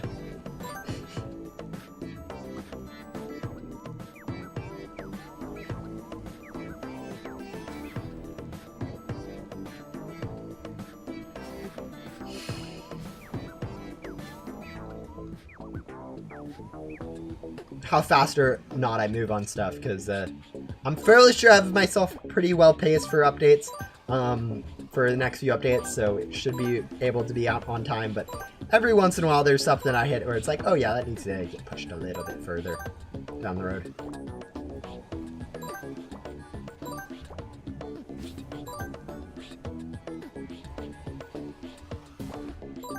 Oh, there we go.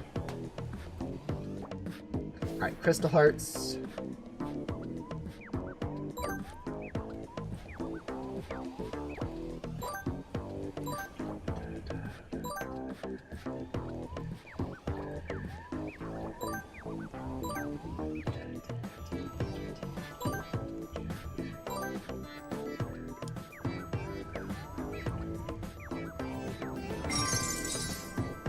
Have you ever thought about stopping updates for about 2 months and releasing like one big update, especially since most events are over? Not really. I like the consistent update schedule for Ghost Sim. Like, a lot of small updates will keep the game, like, keep players more engaged than dropping a huge update, I think, even if it is the only time I would do this. And I've been thinking about, like, actually requesting or postponing an update for like a month or whatever, is if I need to put a lot of big balance changes in one update so that that the whole thing stays nice, gives time to testers. That's the only thing, only reason I would do sup and postpone it is for balance changes, to combine a lot of balance changes into one update so I have time to test, balance, implement all the stuff that are required for balancing. In terms of new content though, I do I think like there's really no reason to release new content, release more new content in a 1 month update versus half of that every 2 weeks. It's splitting up content like that works better for both audience, for development, but yeah, rebalancing, yes, I thought about that. I would do that in the future if I need to. I would prefer not to. I think keeping a consistent update schedule is pretty important for a game. Like you see in Sentinel, a lot of people are like, when next update? And it's hard to be like, yeah, we don't know. Whereas with Ghost Simulator, it's like, oh yeah, 2 weeks. Every 2 weeks there's an update. Whether or not it's good, that's debatable. But yeah. Yeah, I know people have been suggesting a skip all dialogue button for a long time now. It's kind of a tedious to actually implement something like that, with the current, like, I don't want to touch the dialogue system. It's kind of a pain. And also, like, skipping dialogue is one of those things, like, this Ghost Sim's more of an RPG in a sense that it has lore. You're kind of supposed to follow the story. There we're done with Diamond. Hopefully that's given a little bit of time for people to get done with the crypt. But yeah, it's kind of built more of an RPG where lore is important than a simulator. And honestly, it feels weird to allow people to just straight up skip dialogue. I know that's what people want. I think a better way would be to probably go through and actually disable using the parachute while talking to an NPC, which actually is probably pretty easy.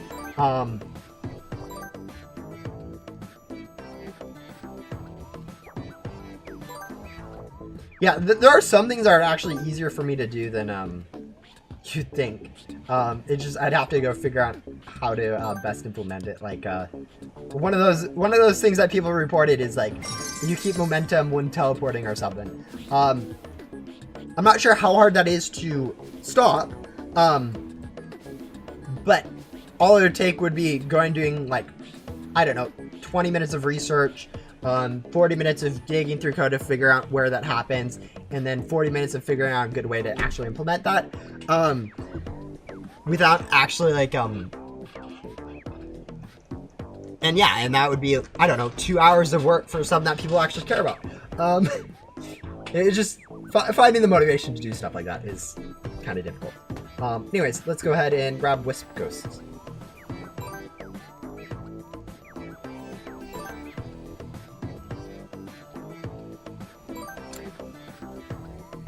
The one thing I do kind of want to do is make dialogue skipping faster if you're laggy, because right now if you are laggy, because of how it does dialogue with client-side stuff, if you try skipping on like low FPS or whatever, instead of skipping, it'll actually just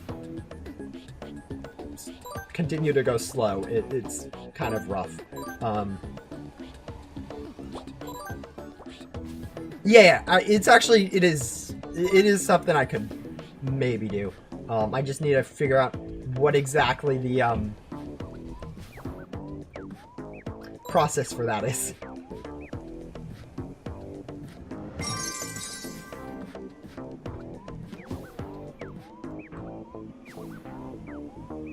Actually, at some point I did see some code that looked like it would be doing that. The thing is, I don't remember where it was.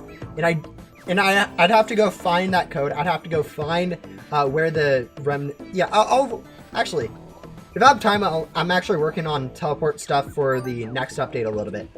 So I guess I'll actually try to get that in for next update as a bug fix, maybe. Also see about disabling parachute while in dialogue cutscenes, because I'm fairly sure all other movement is disabled. Yeah, I'm not going to make any promises. It is kind of like rebalancing stuff like that. Sometimes works out better than other times.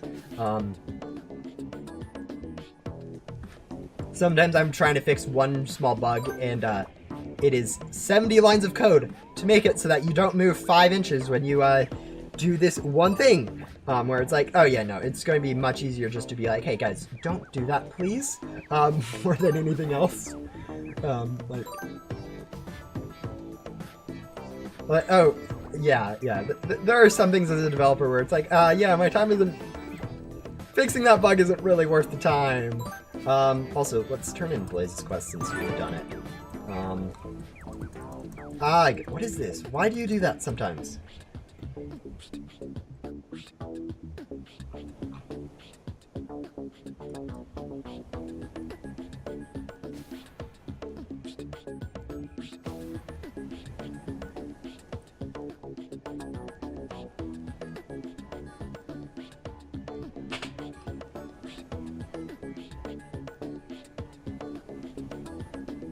That is a bug. Okay, all this is ignorable. This is ignorable. This, though, is a bug that's actually probably messing that up. Teleport isn't a valid member of frame 89. Alright.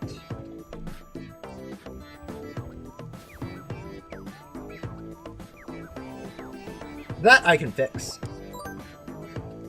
It's actually, honestly, the F9 console is super helpful for development. Like, sometimes it just looks like gibberish.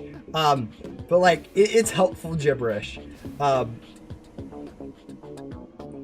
Like, actually, I think if I do this, where if I untrack this, then track it again. No.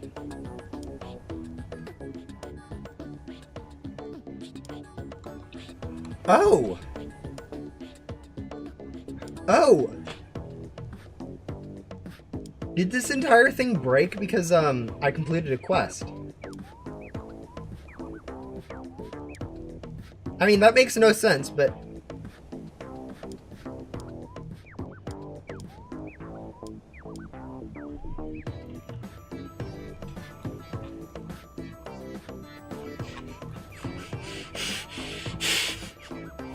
Oh, I guess... No, that's what it is. It's not getting removed correctly. Okay, that makes a lot more sense. Well, I'll add this to my list of bugs to fix. I think I know why this one's breaking. I mean, it's not breaking too much, but it's kind of funny.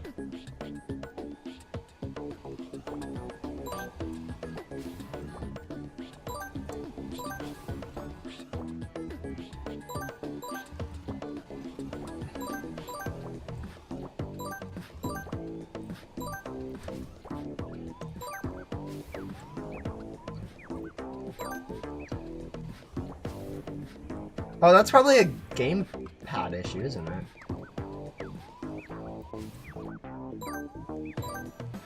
I'm trying to remember off the top of my head what quest ID 89 is. And I'm trying... Because yeah, I believe that would be diamonds. That would match up for being diamonds, so... It appears like the quest isn't just, once it's completed, isn't correctly being removed from the queue, and therefore, whenever I try to do something with a list of the quests, it still tries to use that, even though the frame has been completely destroyed. I know I just said something that made absolutely no sense to anyone that doesn't know Roblox programming, but more or less the quest frame for Diamond's quest wasn't correctly, like, deleted, and then it's not able to handle that deletion. The fact that it's not there, and therefore it isn't working to correctly reorder any of these quests, which, yeah, would definitely break something in the journal.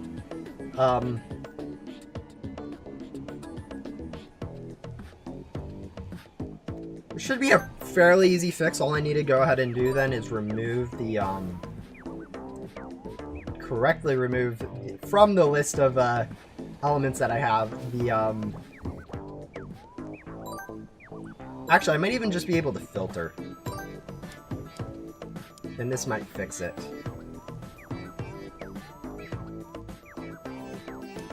Yeah, look at that. Perfect.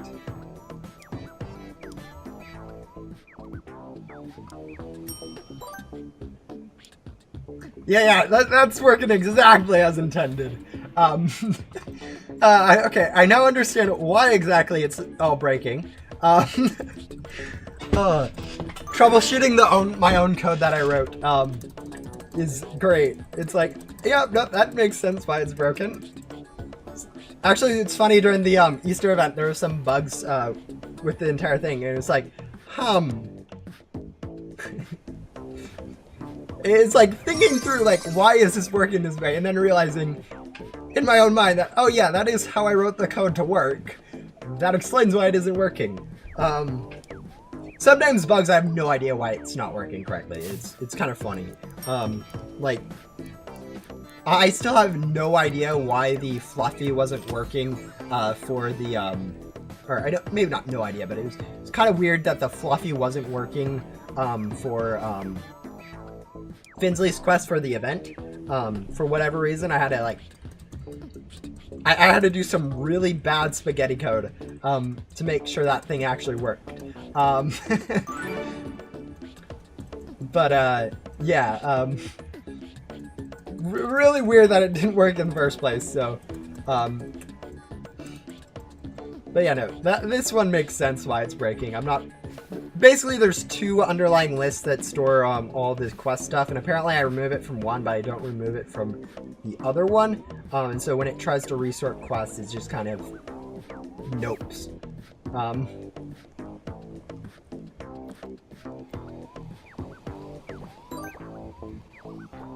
Until you actually re-go through all of them from the first list and copy them to the second list by doing a reapply sort. The exact reason you guys don't care about, but like, it's kind of funny.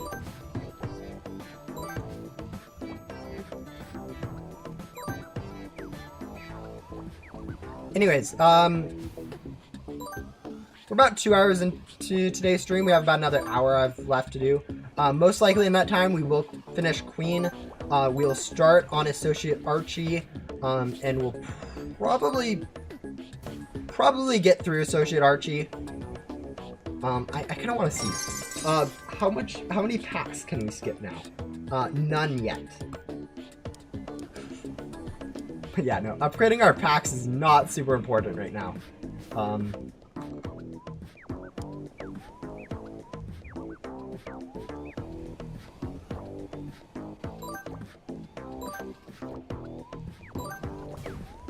Yeah, another bug that I have no idea. Like, I know I've said this before. When you first join into a server, for some reason, every single quest that you ever have started or completed or whatever will flash in the journal as it's loading. I have no idea why it does that, because from what it looks like in the code, it only parents the like, it only sets the entire frame as like in this area if it isn't like instantly deleted, and I have no idea why it's showing up there when it's both instantly deleted and also never correctly even put here to begin with. So that one I've been confused with. I've tried doing stuff, but I'm assuming there's just either Roblox is being like, hey, you're creating this, you want this here already, correct? And it's like, no, I don't, where it's some underlying issue, or it's something where it's like there's some bit of code that I don't know where it's at that's automatically running, that's automatically doing it for me, which is also not fun to go find.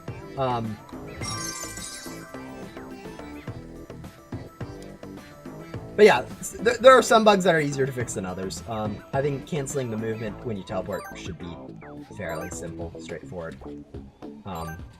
It just, you know, requires me doing it actually correctly.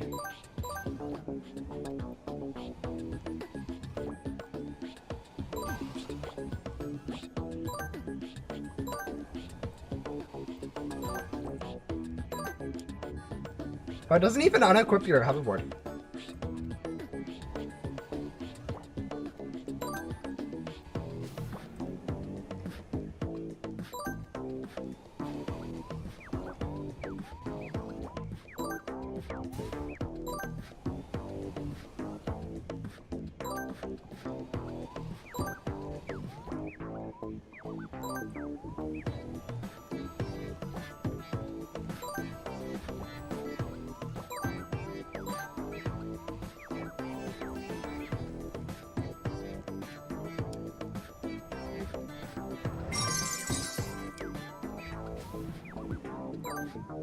Yeah, most of the time when you teleport, it'll go ahead and actually unequip your hoverboard and stuff.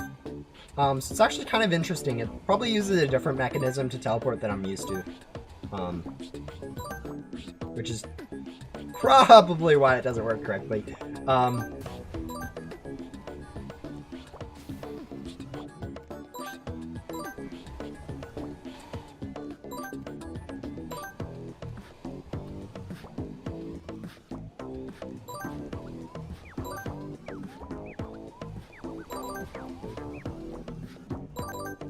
Also, how many people are even in this server anymore? 4 people? Okay, interesting. Yeah, Remnant servers are known to be pretty, like, low player amounts. Just it's one of those things where not many people actually play in public servers in Remnant Zone. Not many people get to this area, and then not many people most of the people who get here would prefer to play in a private server because then they don't have to deal with people because people are annoying, especially when they're grabbing all the ghosts you need. But yeah, it's always interesting to see like the player amounts in like certain servers, like which servers everyone wants to play in and which servers no one cares. Like Bloxfight HQ, when you join a Bloxfight HQ, there's only ever like one Bloxfight HQ public server, and it's like generally 1 or 2 people. Like it's like dead in there. Whereas if you like go to Ghost World, there's plenty of people in Ghost World. There's plenty of people in Main Hub, obviously, since Main Hub's the first world. And even Backdoor, there's quite a few people. And most of that's just because that's where most people are from like first joining the game, and that's generally where new players are going to be is in public servers, because I don't think anyone buys a private server for a game then plays the game. It's generally plays the game, then if they think they need a private server, they'll buy a private server.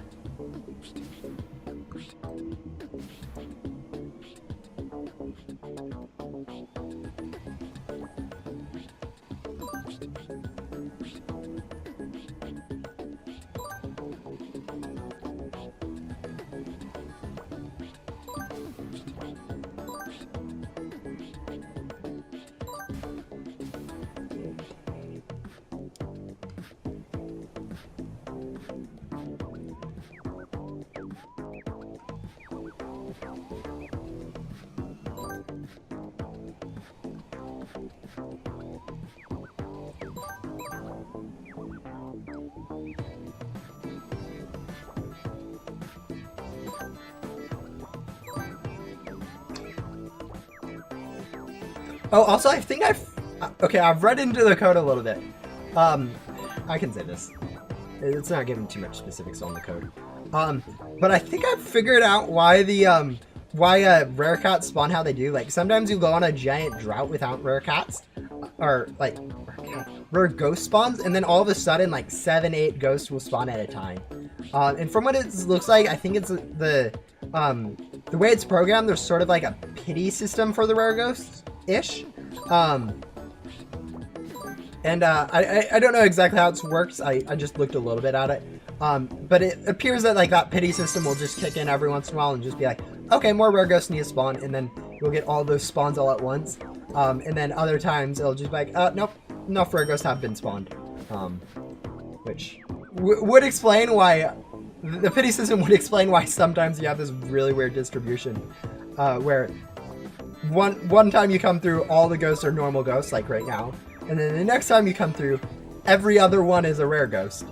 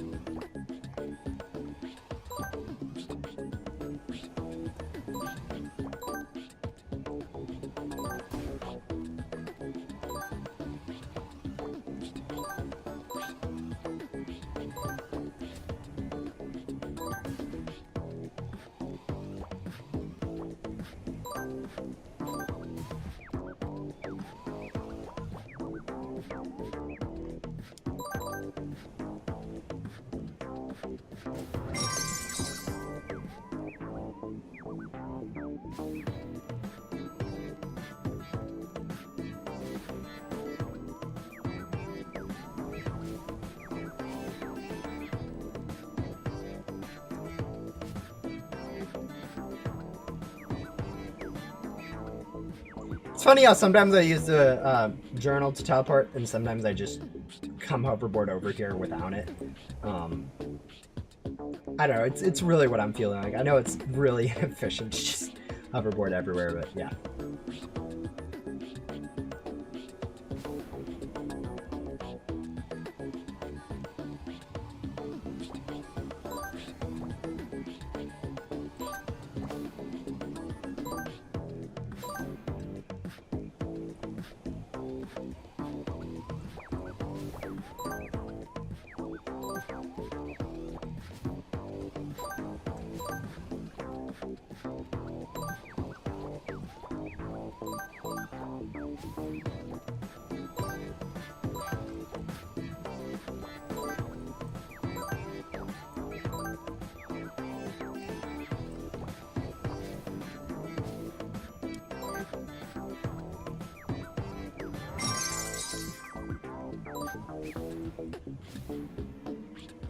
Anyways, I can't remember what exactly the last quest is. I'm fairly sure it'll be either notes.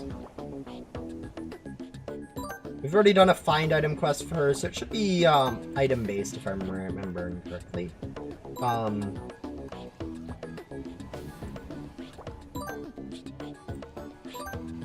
But yeah, we'll 100% be done with Queen in this episode. The main question that I'll be having is whether or not we will complete Associate Archie.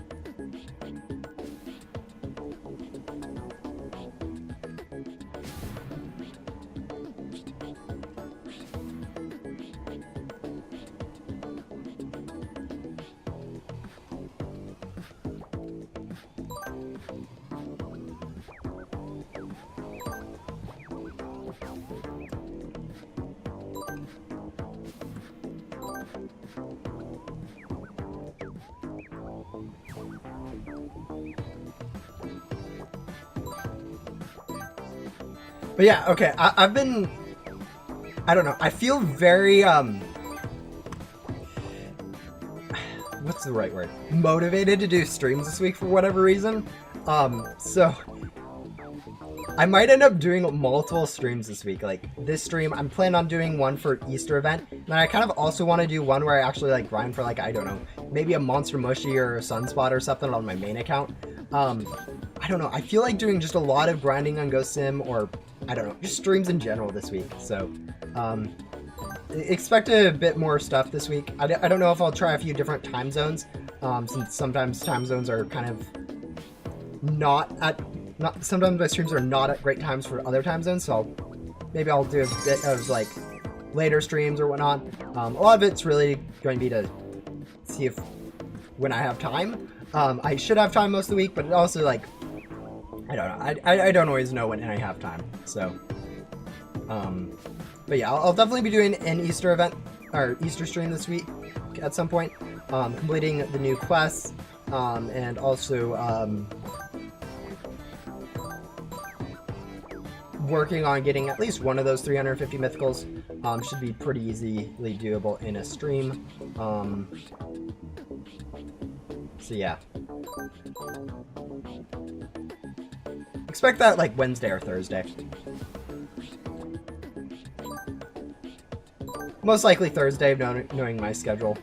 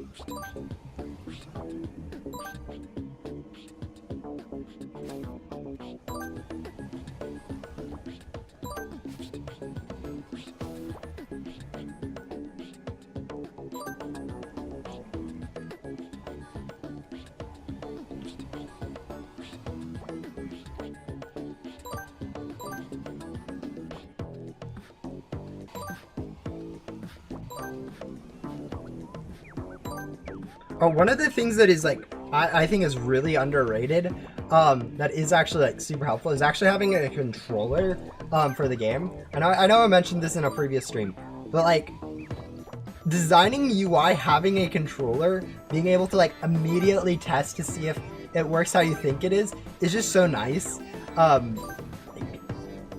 Back when like it was just kind of controller players would complain every now and again with like stuff. It was like, okay. How is this, it was really hard to get a good picture of what it was like to play on controller, consoles, all that fun stuff. Now that I actually have a controller myself, it's like, oh wow, that is an issue. And it's not like, people like, before, we'd get complaints where it's like, the gum hotkey isn't usable on, controller. And it was, and every time we go, we're like, what? I thought we already went over this. And we'd go to people who are like on controller, and they're like, no, yeah, gum hotkey works fine.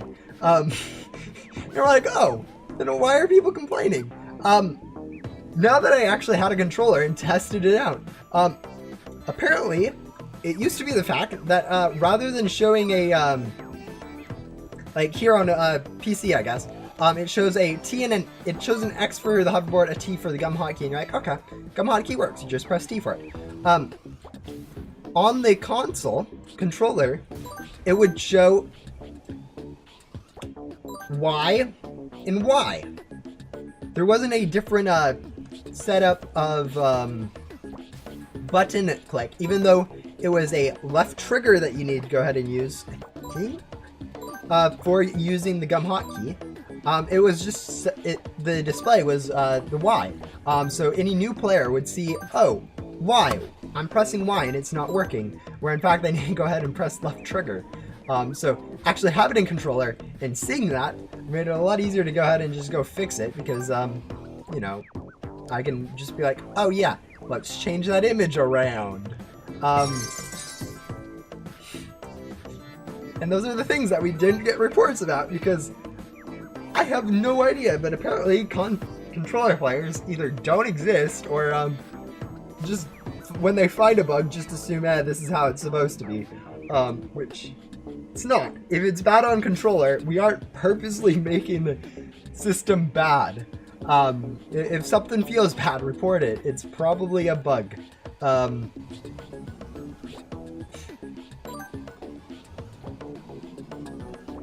Sometimes it isn't a bug. Sometimes, like, yeah, that's unfortunately how it's going to have to work. Like the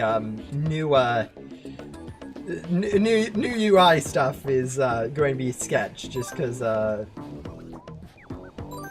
not much I can really do with how the control scheme is set up.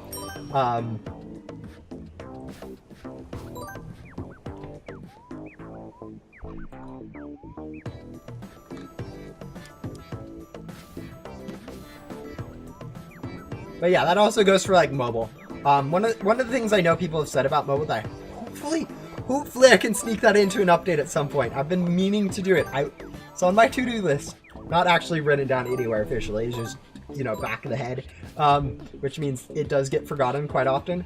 But adding the hot button or gum hotkey to mobile unboxing, because right now console and PC, actually I don't know if console can, but definitely PC can still activate gum while in the unboxing menu, and mobile can't. So honestly, it shouldn't be that hard to just add that UI element on to the unboxing screen, and people can see it. The thing is, it's probably not super easy to actually do that based on the fact it doesn't already exist. But yeah.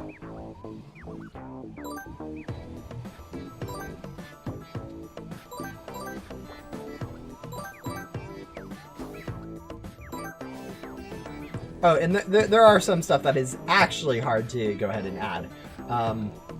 Like, you know, currently there's a bug where it used to be if you open your entire inventory, next time you click on box, it'd go ahead and open your inventory to show you that you need to go ahead and delete. I apparently broke that by fixing one of another bug where UIs would soft block you in the shop, which is great because everyone loves being soft blocked.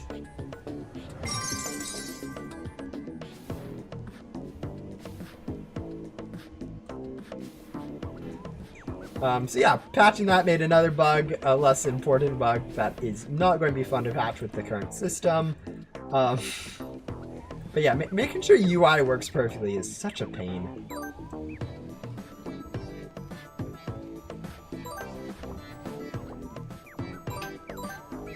Like you think you get a good system, and then it's like, oh, nope, if I do this one thing, the entire system breaks.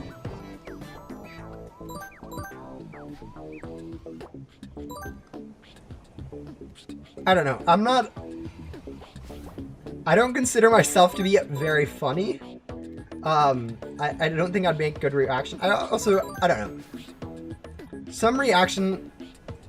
I know recently in YouTube there's been reaction drama. Not recently, like, I don't know, years ago. But yeah, reaction in general, like, I prefer to make my own unique content than just copy or my own unique content rather than just reuse the same thing. I mean, that's why you guys have hard mode, is because I ran out of stuff, so I came up with a unique idea for playing through the game.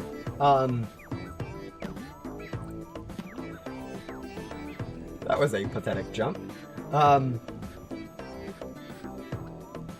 But yeah, reaction content isn't something like, I mean... Also, it would require me to either A, be honest and not nice, or B, lie about my reactions to stuff, because unboxing classifieds, for instance, especially boards, something that I have lost value in. Like it's become so easy that unboxing classified doesn't even doesn't mean anything anymore, unfortunately. Unless it's like a dev classified or a Cloud Wave or a Chroma Float or a Nebula Nora or a Nebular. Unless it's like one of those 4, 5, I guess. I guess 10 if you count all the different dev classifieds that no one actually counts as separate classifieds. Actually, yeah, the funny thing is, for the longest time, people were like, oh yeah, not Divines, something like Cosmic Wing. It's like the 4th best, the 10th best thing in the game. It's like, no, people only treat it as the 4th best. When dev classifieds are only generally treated as one pet. But it was kind of funny because you'd go look at a list and it'd be like, Pyre, Spirit Flame, Exoplanet, Euphoria, Static Phase, all those, and people are like, oh yeah, 6th best pet in the game is Cloud Wave, and it's like, generally that's not how you treat the dev classifieds.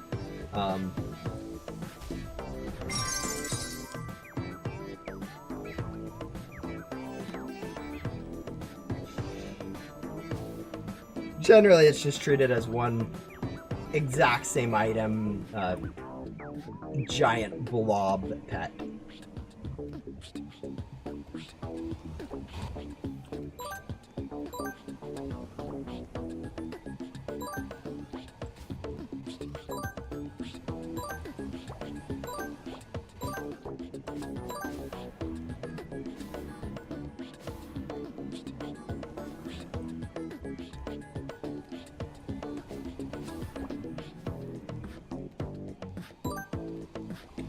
Three more wisp ghosts.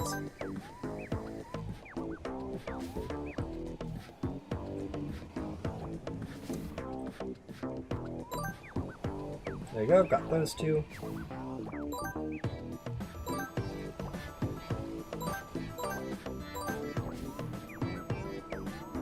Has this quest even had us go get Spade's Harbor Generator?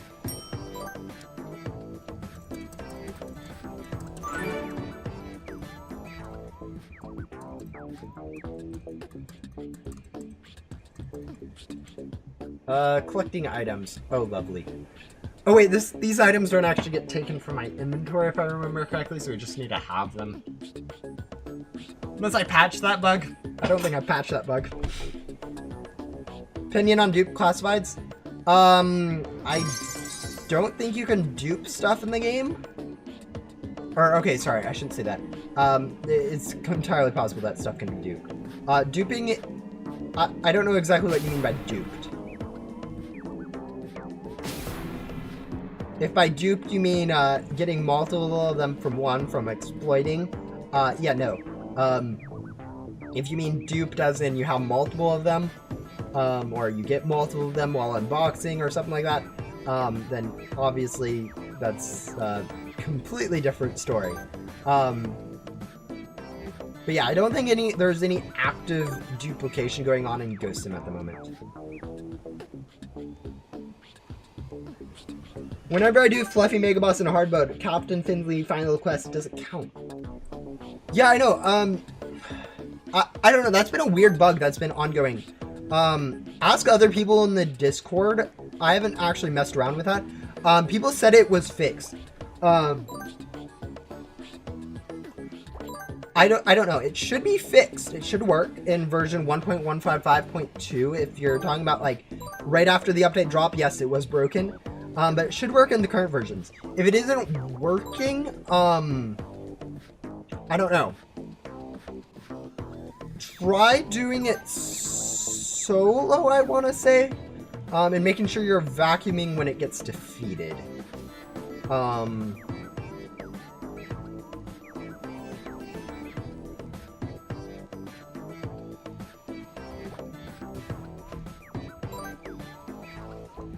But yeah, I don't know. People have been reporting that off and on. Last I heard, it was mostly fixed, or at least it was working in some cases. So, and I haven't changed anything since then. So it should still work in some cases, and it might be broken in other cases. But yeah, just make sure to try either, if you've been doing it mainly in solo, try it in Publix. If you've been trying it mainly in Publix, try it in solo. If you haven't been vacuuming right when it gets defeated, try doing that. There's a lot of different things. I don't know what's going on with it.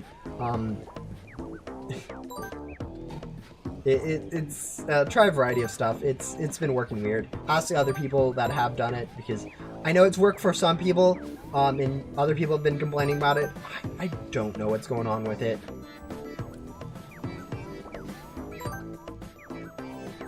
I'm in the current version? Yeah.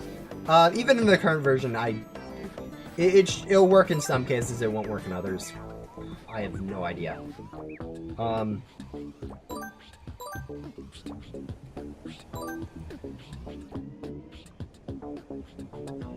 Yeah, no. Okay, I know with the last update, I kind of opened the flood doors for, not necessarily meme crafting recipes, but, for a lot of usage of combination crafting, where it's not really unique. It's more of just a, like in the event for right now, there's a crafting recipe where you can combine 4 legendaries to make a godly from 30 key chests. It is a good quality of life thing, but I think in general that's the bad way to go with crafting recipes. I like how it was, where it was more unique stuff. I thought it'd be fun to try it out. I think it's kind of cool for the event, but in general, I don't want to release all these crafting recipes where it's only, oh yeah, craft these things, these 4 things of the same exact type to get another rarer item.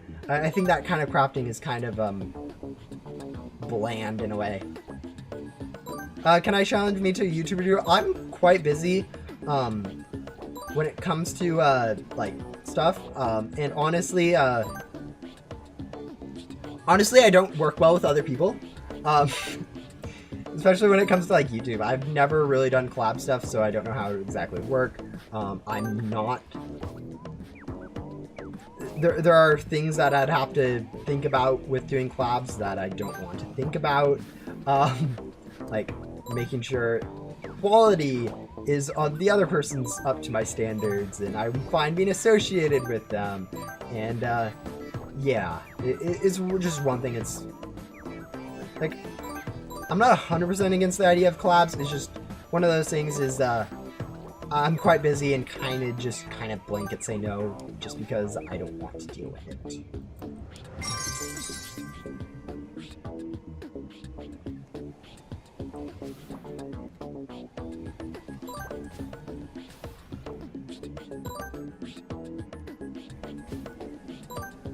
If you want a good video idea, I've had this good video idea that okay, maybe not good. Maybe good's the bad way. You know, copy paste video idea from what makes good content in other games that I think would be kind of funny in Ghost Sim if done the right way. I've been wanting to make a video on it-ish myself, but realized like, yeah, I don't really have the time. You know those trends, being in the game without touching grass? Yeah, just copy paste that into Ghost Simulator. I think it'd be kind of funny. I don't... You'd have to actually make it decently well-fitting for Ghost Sim. I think there's a few things like not abusing hoverboard in it, sort of deal. But yeah, going... That could be interesting. It'd be a lot of work, but I don't know. I think... I was thinking about doing it. I realized, like, I haven't even made a video about hard mode. I've done these 33 streams now, plus a one-off stream long video of this account, and I haven't made a single video, and I really just need to make a good video on hard mode, like how I beat the game, completing every single quest, or something like that, where it's a good clickbait video, clickbait title, all that, not necessarily clickbait, but like something that people would find interesting. But yeah. How do I get more people to watch my Ghost Sim videos? Make them interesting. Make them helpful. Make it different content than what's already on the platform. Someone I watched at one point said something like this. It's one of the bigger YouTube / Twitch people. Actually, was it Small-Ant? Where like the only way to like make content on like YouTube or whatever is either to do something different that no one else has done before,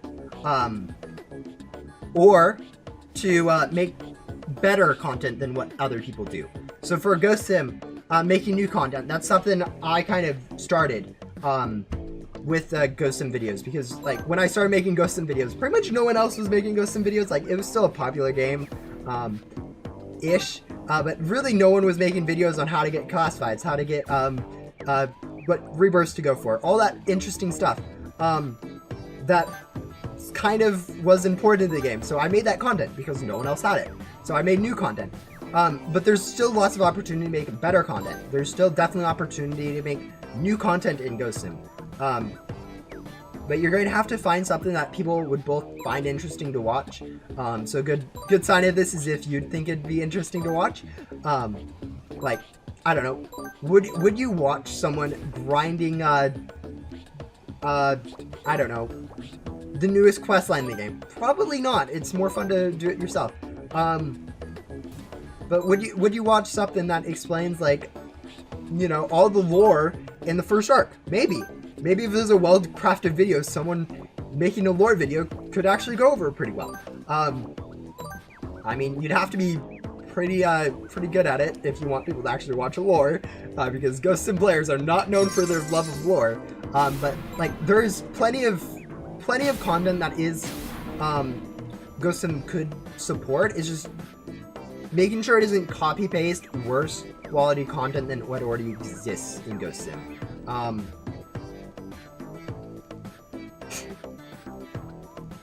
Yeah, sorry, there is some easy stuff, like low-hanging fruit, like update videos that I kind of not necessarily monopolize on, but people sort of bigger names will dominate. Like new classifieds, no one's... Once people have watched one person unbox new classifieds, they aren't going to care about another one. I haven't done new classified unboxing videos for a while because I can't keep up with the other people that do classified unboxing videos. Not like anyone does those. But yeah. Pretty much done everything. Yeah, I mean...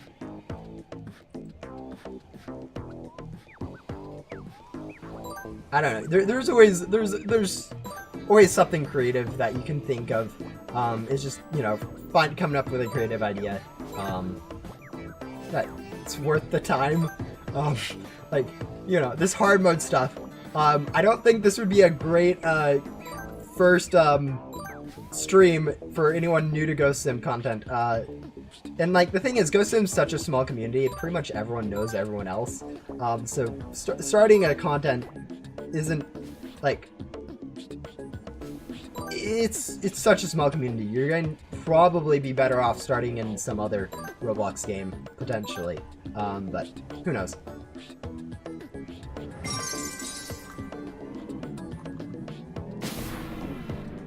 But yeah, there's definitely a lot of room to improve. If you guys making good thumbnails, for instance, for like I'm horrible at making good Ghost Sim or YouTube thumbnails. Like absolutely horrible. So if you can make a good thumbnail that people will click on, that's probably a pretty good place to get views from.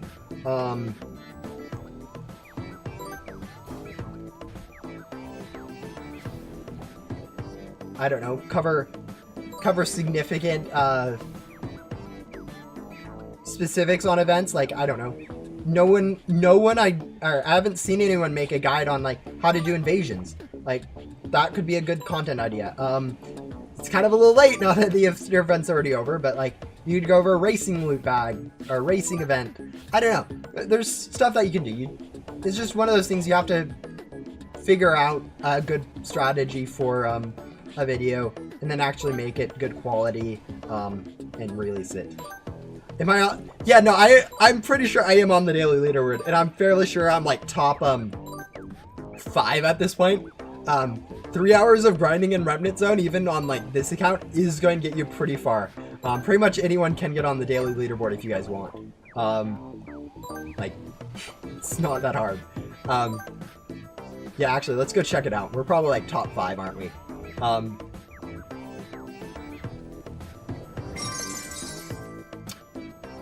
Top 2. Yeah. No, it's actually pretty easy to get on the daily leader. We don't even have the max pack. We are still doing quests. We are in Rebirth level 1. We have no game passes, and yet we're number 2 on the daily leaderboard. Daily leaderboard, global leaderboard, those don't require game passes. Those don't require in-depth knowledge of the game. All they require is putting a lot of time into it. It's actually kind of funny how friendly those are to new players. When do you estimate the next live stream for mass unboxing will be? I don't know. Unboxing in Ghost Sim is one of those things where it's like, I've kind of ruined it with my videos. Like, classifieds have become way too easy with the mass unboxing strategies that I've kind of pioneered. And so I kind of want to... I plan on fixing that. The thing is, I don't want to fix that until I fix gems, and I don't want to fix gems until I have a good game plan for everything. So it's kind of all in this sort of limbo of waiting for me to actually do stuff for development before I'll do more mass unboxing, because it's on my main account. It's kind of tedious to do mass unboxing because my inventory is kind of full.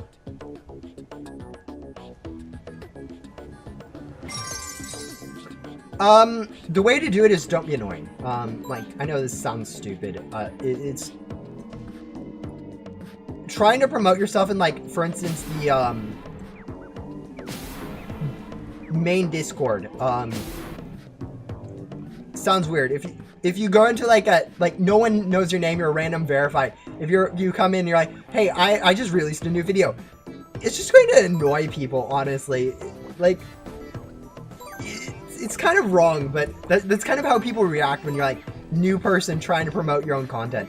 The best way to do it is just to follow the YouTube algorithm. Make good thumbnails that people click on. Make, as I said, different videos. But then also, like, I don't know, if you talk a lot in the Discord. If you want to get recognized in the Discord, don't talk about your YouTube videos. Just talk about stuff in general. If you're confused, ask questions. If you're new, ask questions. But if you know answers to stuff and stuff pop up, converse. Socialize with people. Eventually someone will be like, hey, so eventually people will notice you, and then if people recognize your name and then they see a video from you in the recommender or whatever, like, oh, that's cool, I didn't realize that dude made YouTube content, and they'll click on the YouTube video and be like, and then they'll, I don't know, if it's good, they'll be like, huh, this dude actually makes decent content. But like, if you start from the outset, if you try to be like, oh yeah, I make content, please watch my content, I don't know, I find it annoying. I never felt like doing that for my ghosts and content. I pretty much never published YouTube videos,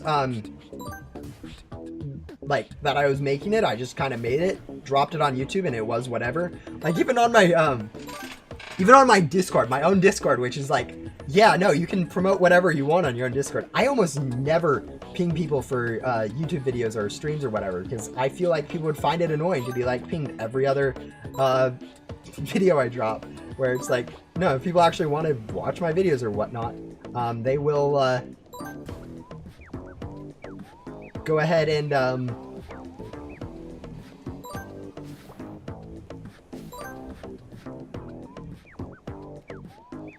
they will find it on YouTube. The people who watch my content consistently get it recommended on YouTube. It's not about getting them from other places. It's about following YouTube algorithm. You can fix the unboxing by fixing the lag, which you know exactly how to do. Yes, I'm sure that's the only problem with unboxing is the lag. Yeah, it definitely has nothing to do with the fact we're entirely cheesing it with auto clickers and unboxing 1,000 pets a second. That is definitely not the issue I'm referring to. No, that's 100% the issue I'm referring to. I want to make it more intended on how people unbox, because it's really unfair for console players, mobile players somewhat, people who can't get an auto clicker to work, lower end devices, all that. And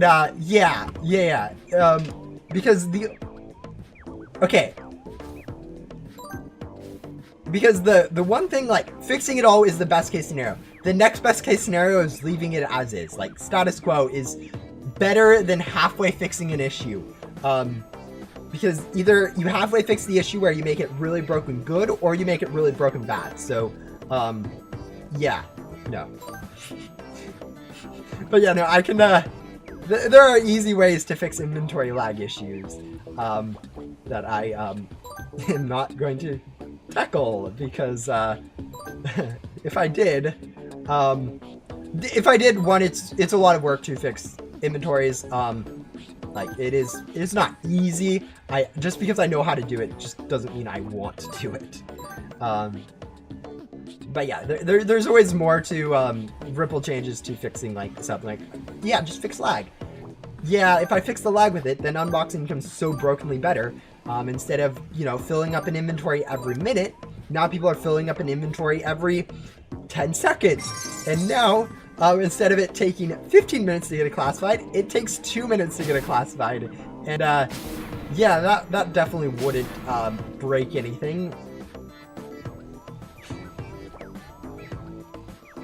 I can never get enough gems for getting classified, makes me sad. Start with a lower end classified, like Rainwave or something. Once you get the hang of unboxing for one of those, then you figure out how to grind the gems for the higher end ones, which is right now kind of annoying. It'll require getting quite a bit of rebirths. It'll require getting good pets like Cosmic Wing. It'll require having game passes. But yeah, if you work up from, like, okay, I wouldn't say work up from Cosmic Wing. I feel like it's better to just switch to Sandstorm immediately. Like, it's equally worth it, like, in terms of gem per stat to go for Cosmic Wing as it is to go for Sandstorm.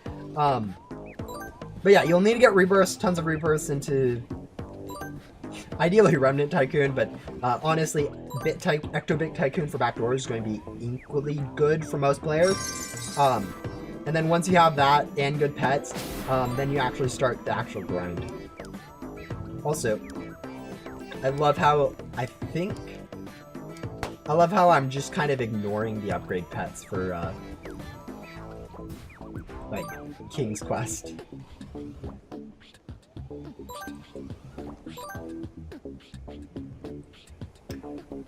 Oh yeah, all the work to get the gems. There are people getting trillions of gems like an hour in the game. I'm sorry. Unfortunately, if I make it so much easier to get classifieds from unboxing, yeah, there's going to be someone who literally, if I patch up the unboxing right as it is right now, there is someone that would get literally unboxed 24/7 mushies and just literally make the classified worthless while everyone just stands by and watches. Yeah, no, it's not just on grinding gems. Grinding gems is not an issue for some people. It is for most people, but not everyone. Which I mean, obviously would be nice to fix.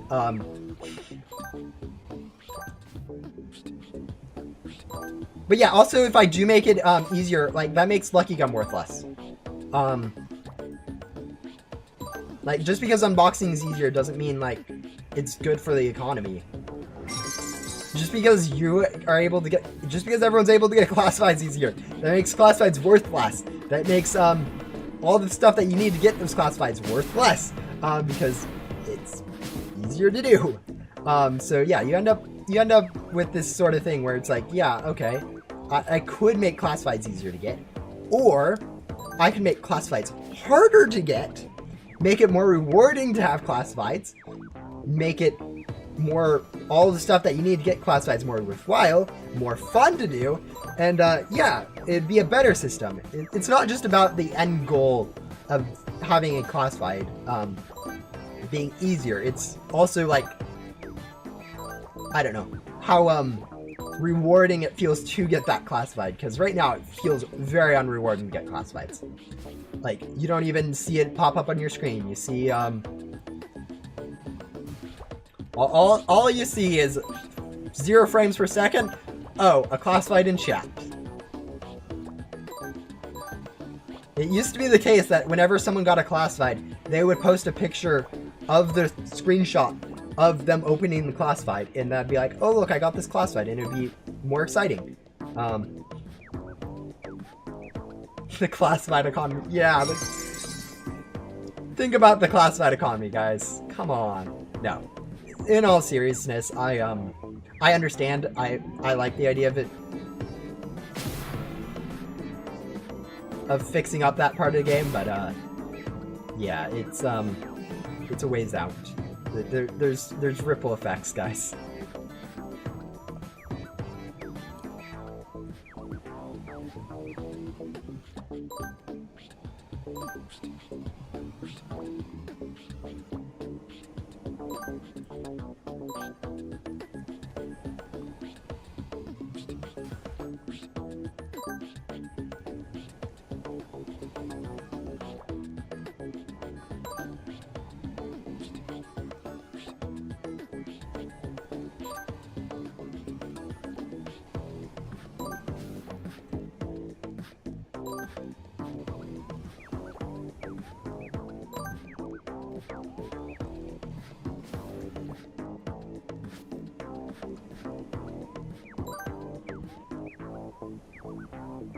I don't allow myself to trade on this account.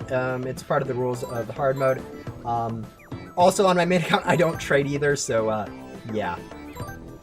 Also, I hate dancing gum. It is literally my least favorite gum. I hate the sound it makes. I find it annoying. So, no dancing gum, please.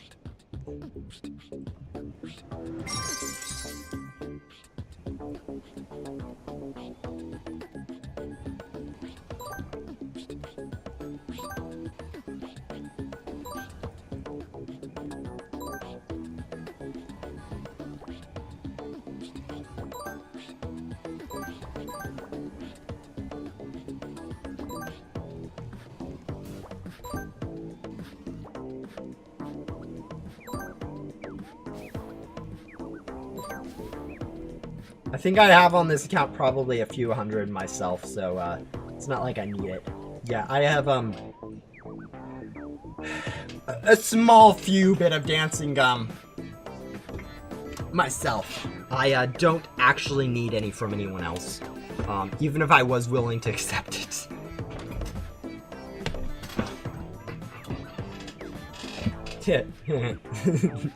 Taxes. Yes. Yeah. I mean, that's what we did. That's what GoSim did in the gem cap update. We just deleted stuff for taxes. I mean,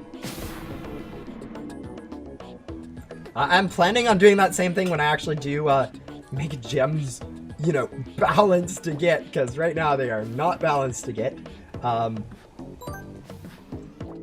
But yeah, no, there are solutions. I mean,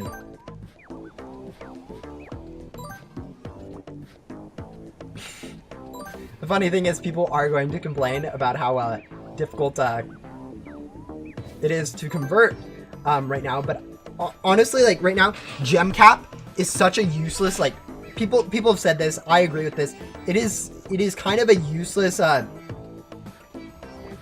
constraint on the gems in the game, because like really no one's grinding just specifically gems, and if they were, they'd just go spend them. It is more of an artificial one just to go ahead and try to tamp down and make it so it's balanced to get gems, like balance out a little bit of the gem economy, just so that like it isn't like people are getting the trillions of gems that we were seeing before. It doesn't actually do much, but it's more of a token to be like, hey, we are trying to fix gems at a later point. For right now, this is why you're capped at this point, so that we don't have to worry too much about it. So yeah, I'm glad it's in place, but yeah, it's kind of a useless thing in most respects.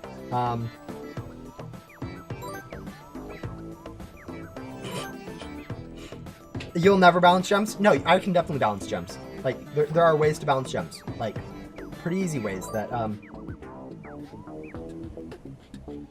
But yeah, no, the idea is to have some sort of, progression, obviously, with gems. But the idea is to be, so it isn't just so lopsided where, like, the classified pets, for instance, you don't get this giant gap where new players are like, oh, I can never get a classified, and older players are like, hey, I got 20 in the last day, do you want one for free? Sort of deal. I know that's kind of how games are sort of supposed to work, but evening it out a little bit so that new players can sort of, they can at least understand how to get them, and old players aren't just like considering them worthless or whatever's go on how.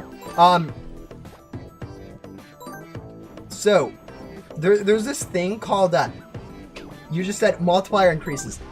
Not have it multiplier. Where diminishing returns. Have you heard of it? Technically it applies in the current meta, but it isn't very effective. But basically, as people grind more, they get less out of it. And that is the idea of balancing, I think.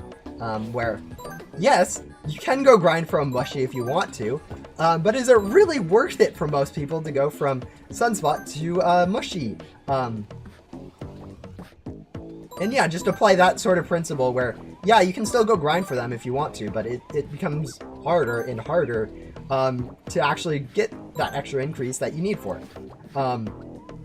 Yeah, diminishing returns. Great principle to live by in game balancing.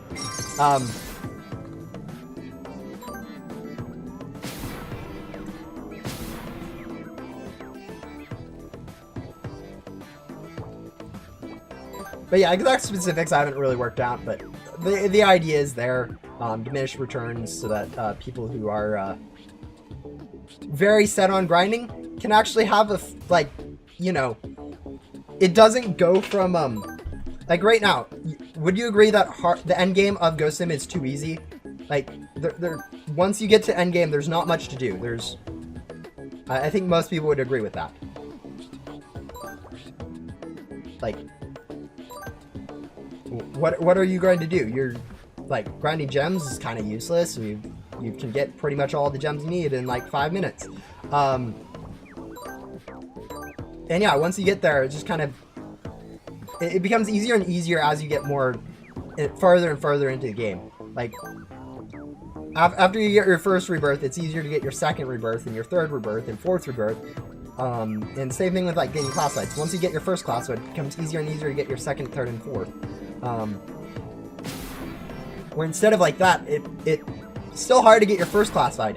But it becomes harder to get, like, your last class fight, or the, whatever, because, yeah, I don't know. That'd be the idea.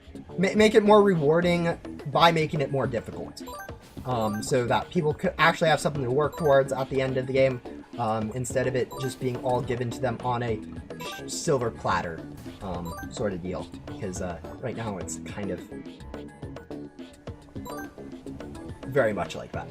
I mean, I'm not saying that you shouldn't be able to work for stuff and then have stuff, in, like, all that. I'm just saying, at the end, if you make it harder, the people who have already grinded that much will enjoy it more, because it's actually a challenge. Because you don't...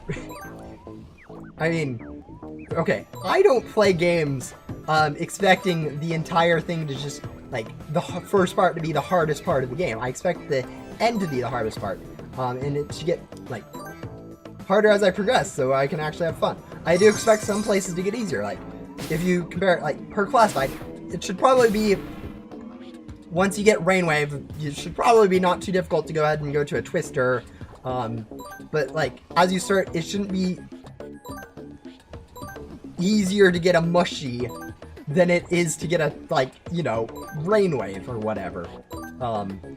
Or it shouldn't be easier to go ahead and go from antenna level 29 to 30 than it is to go from antenna level 10 to 11. Or not 10 to 11, like 9 to 10 or something like that. 10 to 11 is a special case. We ignore that. But yeah, diminishing returns, that's sort of the idea. Anyways, let's move off this because I'm not being very helpful.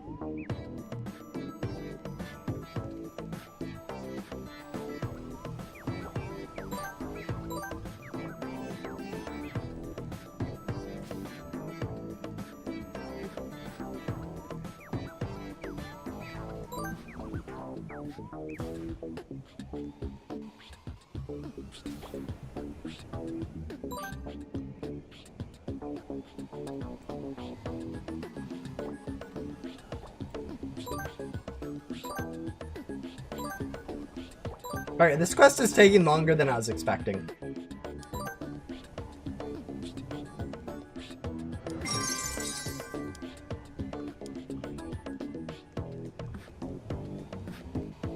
Anyways, we'll probably finish up this quest and then probably call it here for this stream. It has been about a 3-hour stream already. About 10 minutes left to make that nice and round. So we'll go ahead and finish it up. Hopefully it doesn't take too much longer than 12:30 my time, but it might end up taking a little bit longer.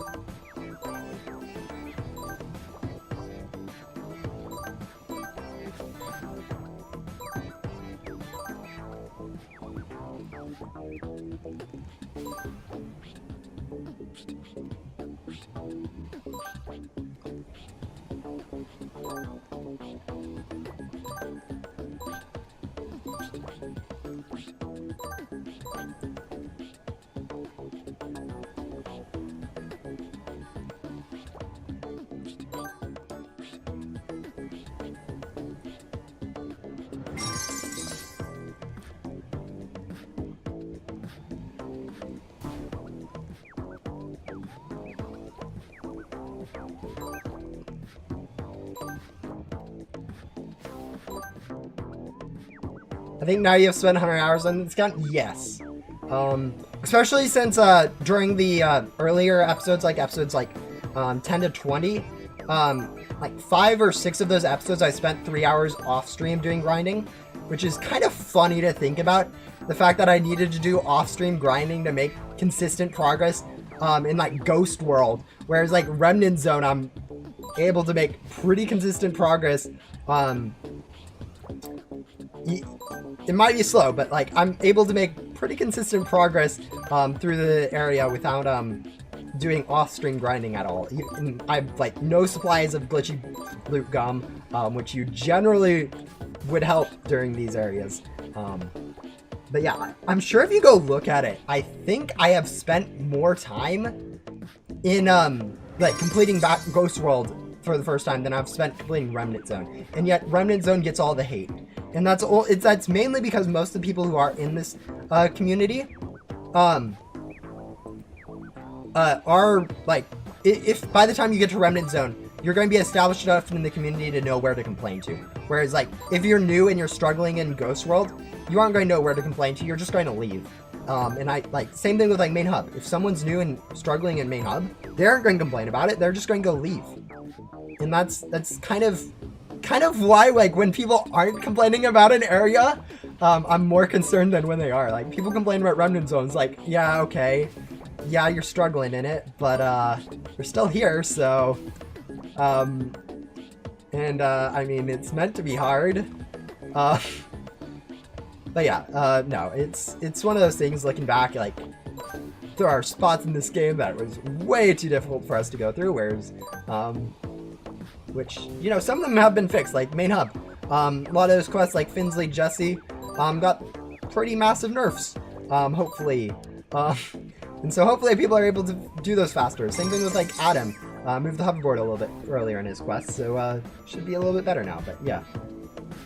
But yeah, no, I've easily spent 100 hours. I think I'm probably up to 110, 120 hours on this count, including off-stream stuff.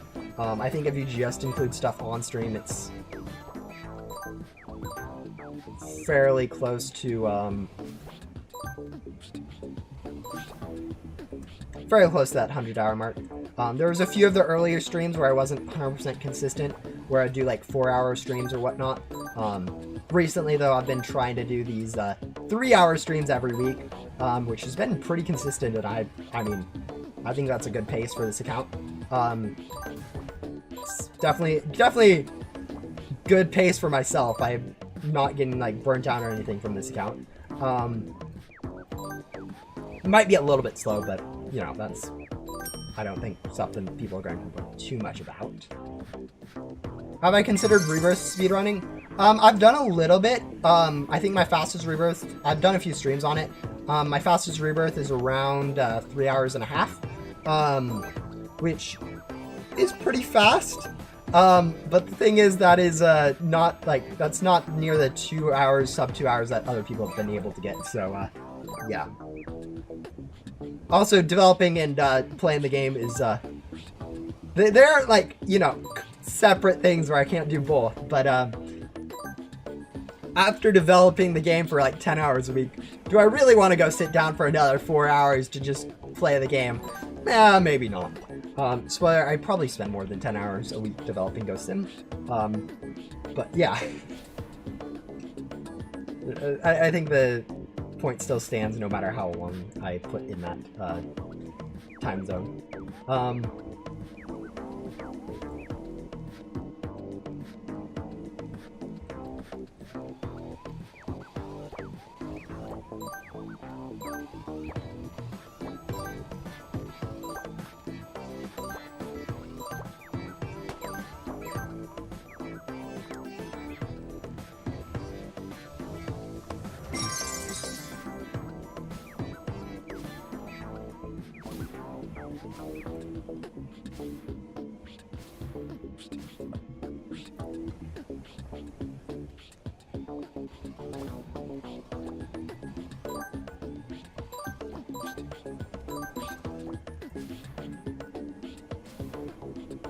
But yeah, I did a bit more rebirths earlier, but yeah, I don't think I'll be getting back into it anytime soon.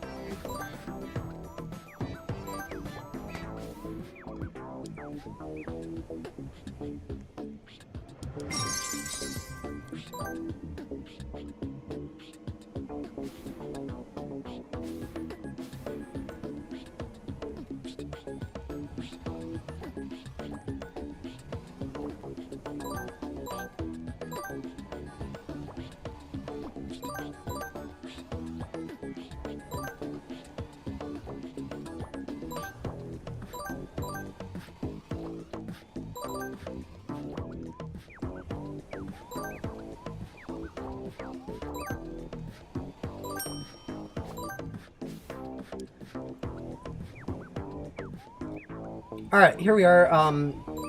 Hopefully we get the last few drops pretty quickly here, so I can correctly like outro. Not that I have very good outros. Anyways, but yeah, no, it's I mean, it's a little bit slower progress than I was expecting for quests for Remnant Zone. I mean, 300 items is quite a lot to go ahead and collect. Fortunately, these items don't actually get taken away from this quest, so we'll have them for any quest we need later for items, which should help a bit. Unless they are, you know, collect quests where we have to just go collect more, and then we just have 7,000 just chilling in our inventory. But yeah, honestly, I'm expecting us to be able to go ahead and finish up the entirety of all the Remnant Zone quests by the end of episode 35, so 2 more episodes.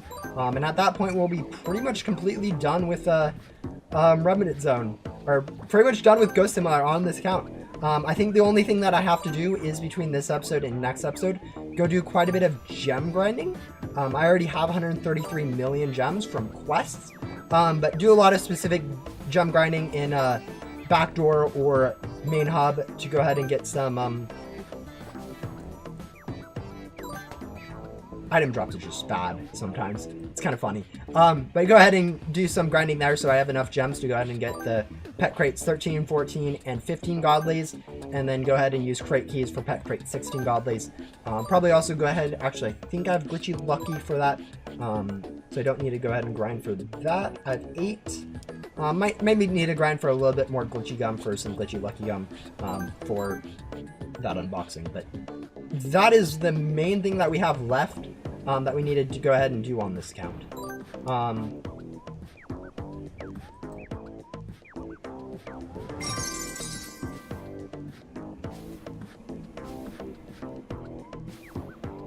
I'm not going to go into too much specific on auto clickers. Like, I'm not an expert on software you find on the web, so I think it's best for me to just be like, go use an auto clicker and not have responsibility if you guys end up accidentally downloading like malware on accident. Yeah, try to I mean, downloading stuff from the internet's always a little bit scuffed. I mean, hopefully you guys, if you guys don't know how to do it, don't try it. But it shouldn't be too difficult if you know how to do it. But yeah, I'm not going to go into too much more specifics on downloading stuff from internet, so I'm not culpable for when people end up messing up or whatever. But yeah, anyways, that is going to be it for this episode. We did finish up Queen. That is the second to last main quest that we have for progression on Ghost Sim. All the rest we have are side quests and Associate Archie. But yeah, we have Blaze, Remnant King, and then Jax once we get into the Remnant Guardian area. But yeah, those are going to be the last 4 NPCs we have left, except maybe Bo if I didn't actually do him on my second rebirth, but I'll probably just do that off stream because no one cares about me doing a puzzle in the wrong order or at all. And then, we also have Joker, I guess, as a puzzle for Remnant Zone, but those are the last 5 or 6 quests that we have left to do for Ghost Sim, and then we are completely done with this account, basically. Anyways, thank you guys for coming out. I do plan on doing another stream later this week for Easter event. Grinding either keys on that, maybe races, I don't know. Grinding some of that to hopefully get a 350 mythical, maybe a few other things like the quests done. So I'll go ahead and see you guys then. Until then, stay safe and bye.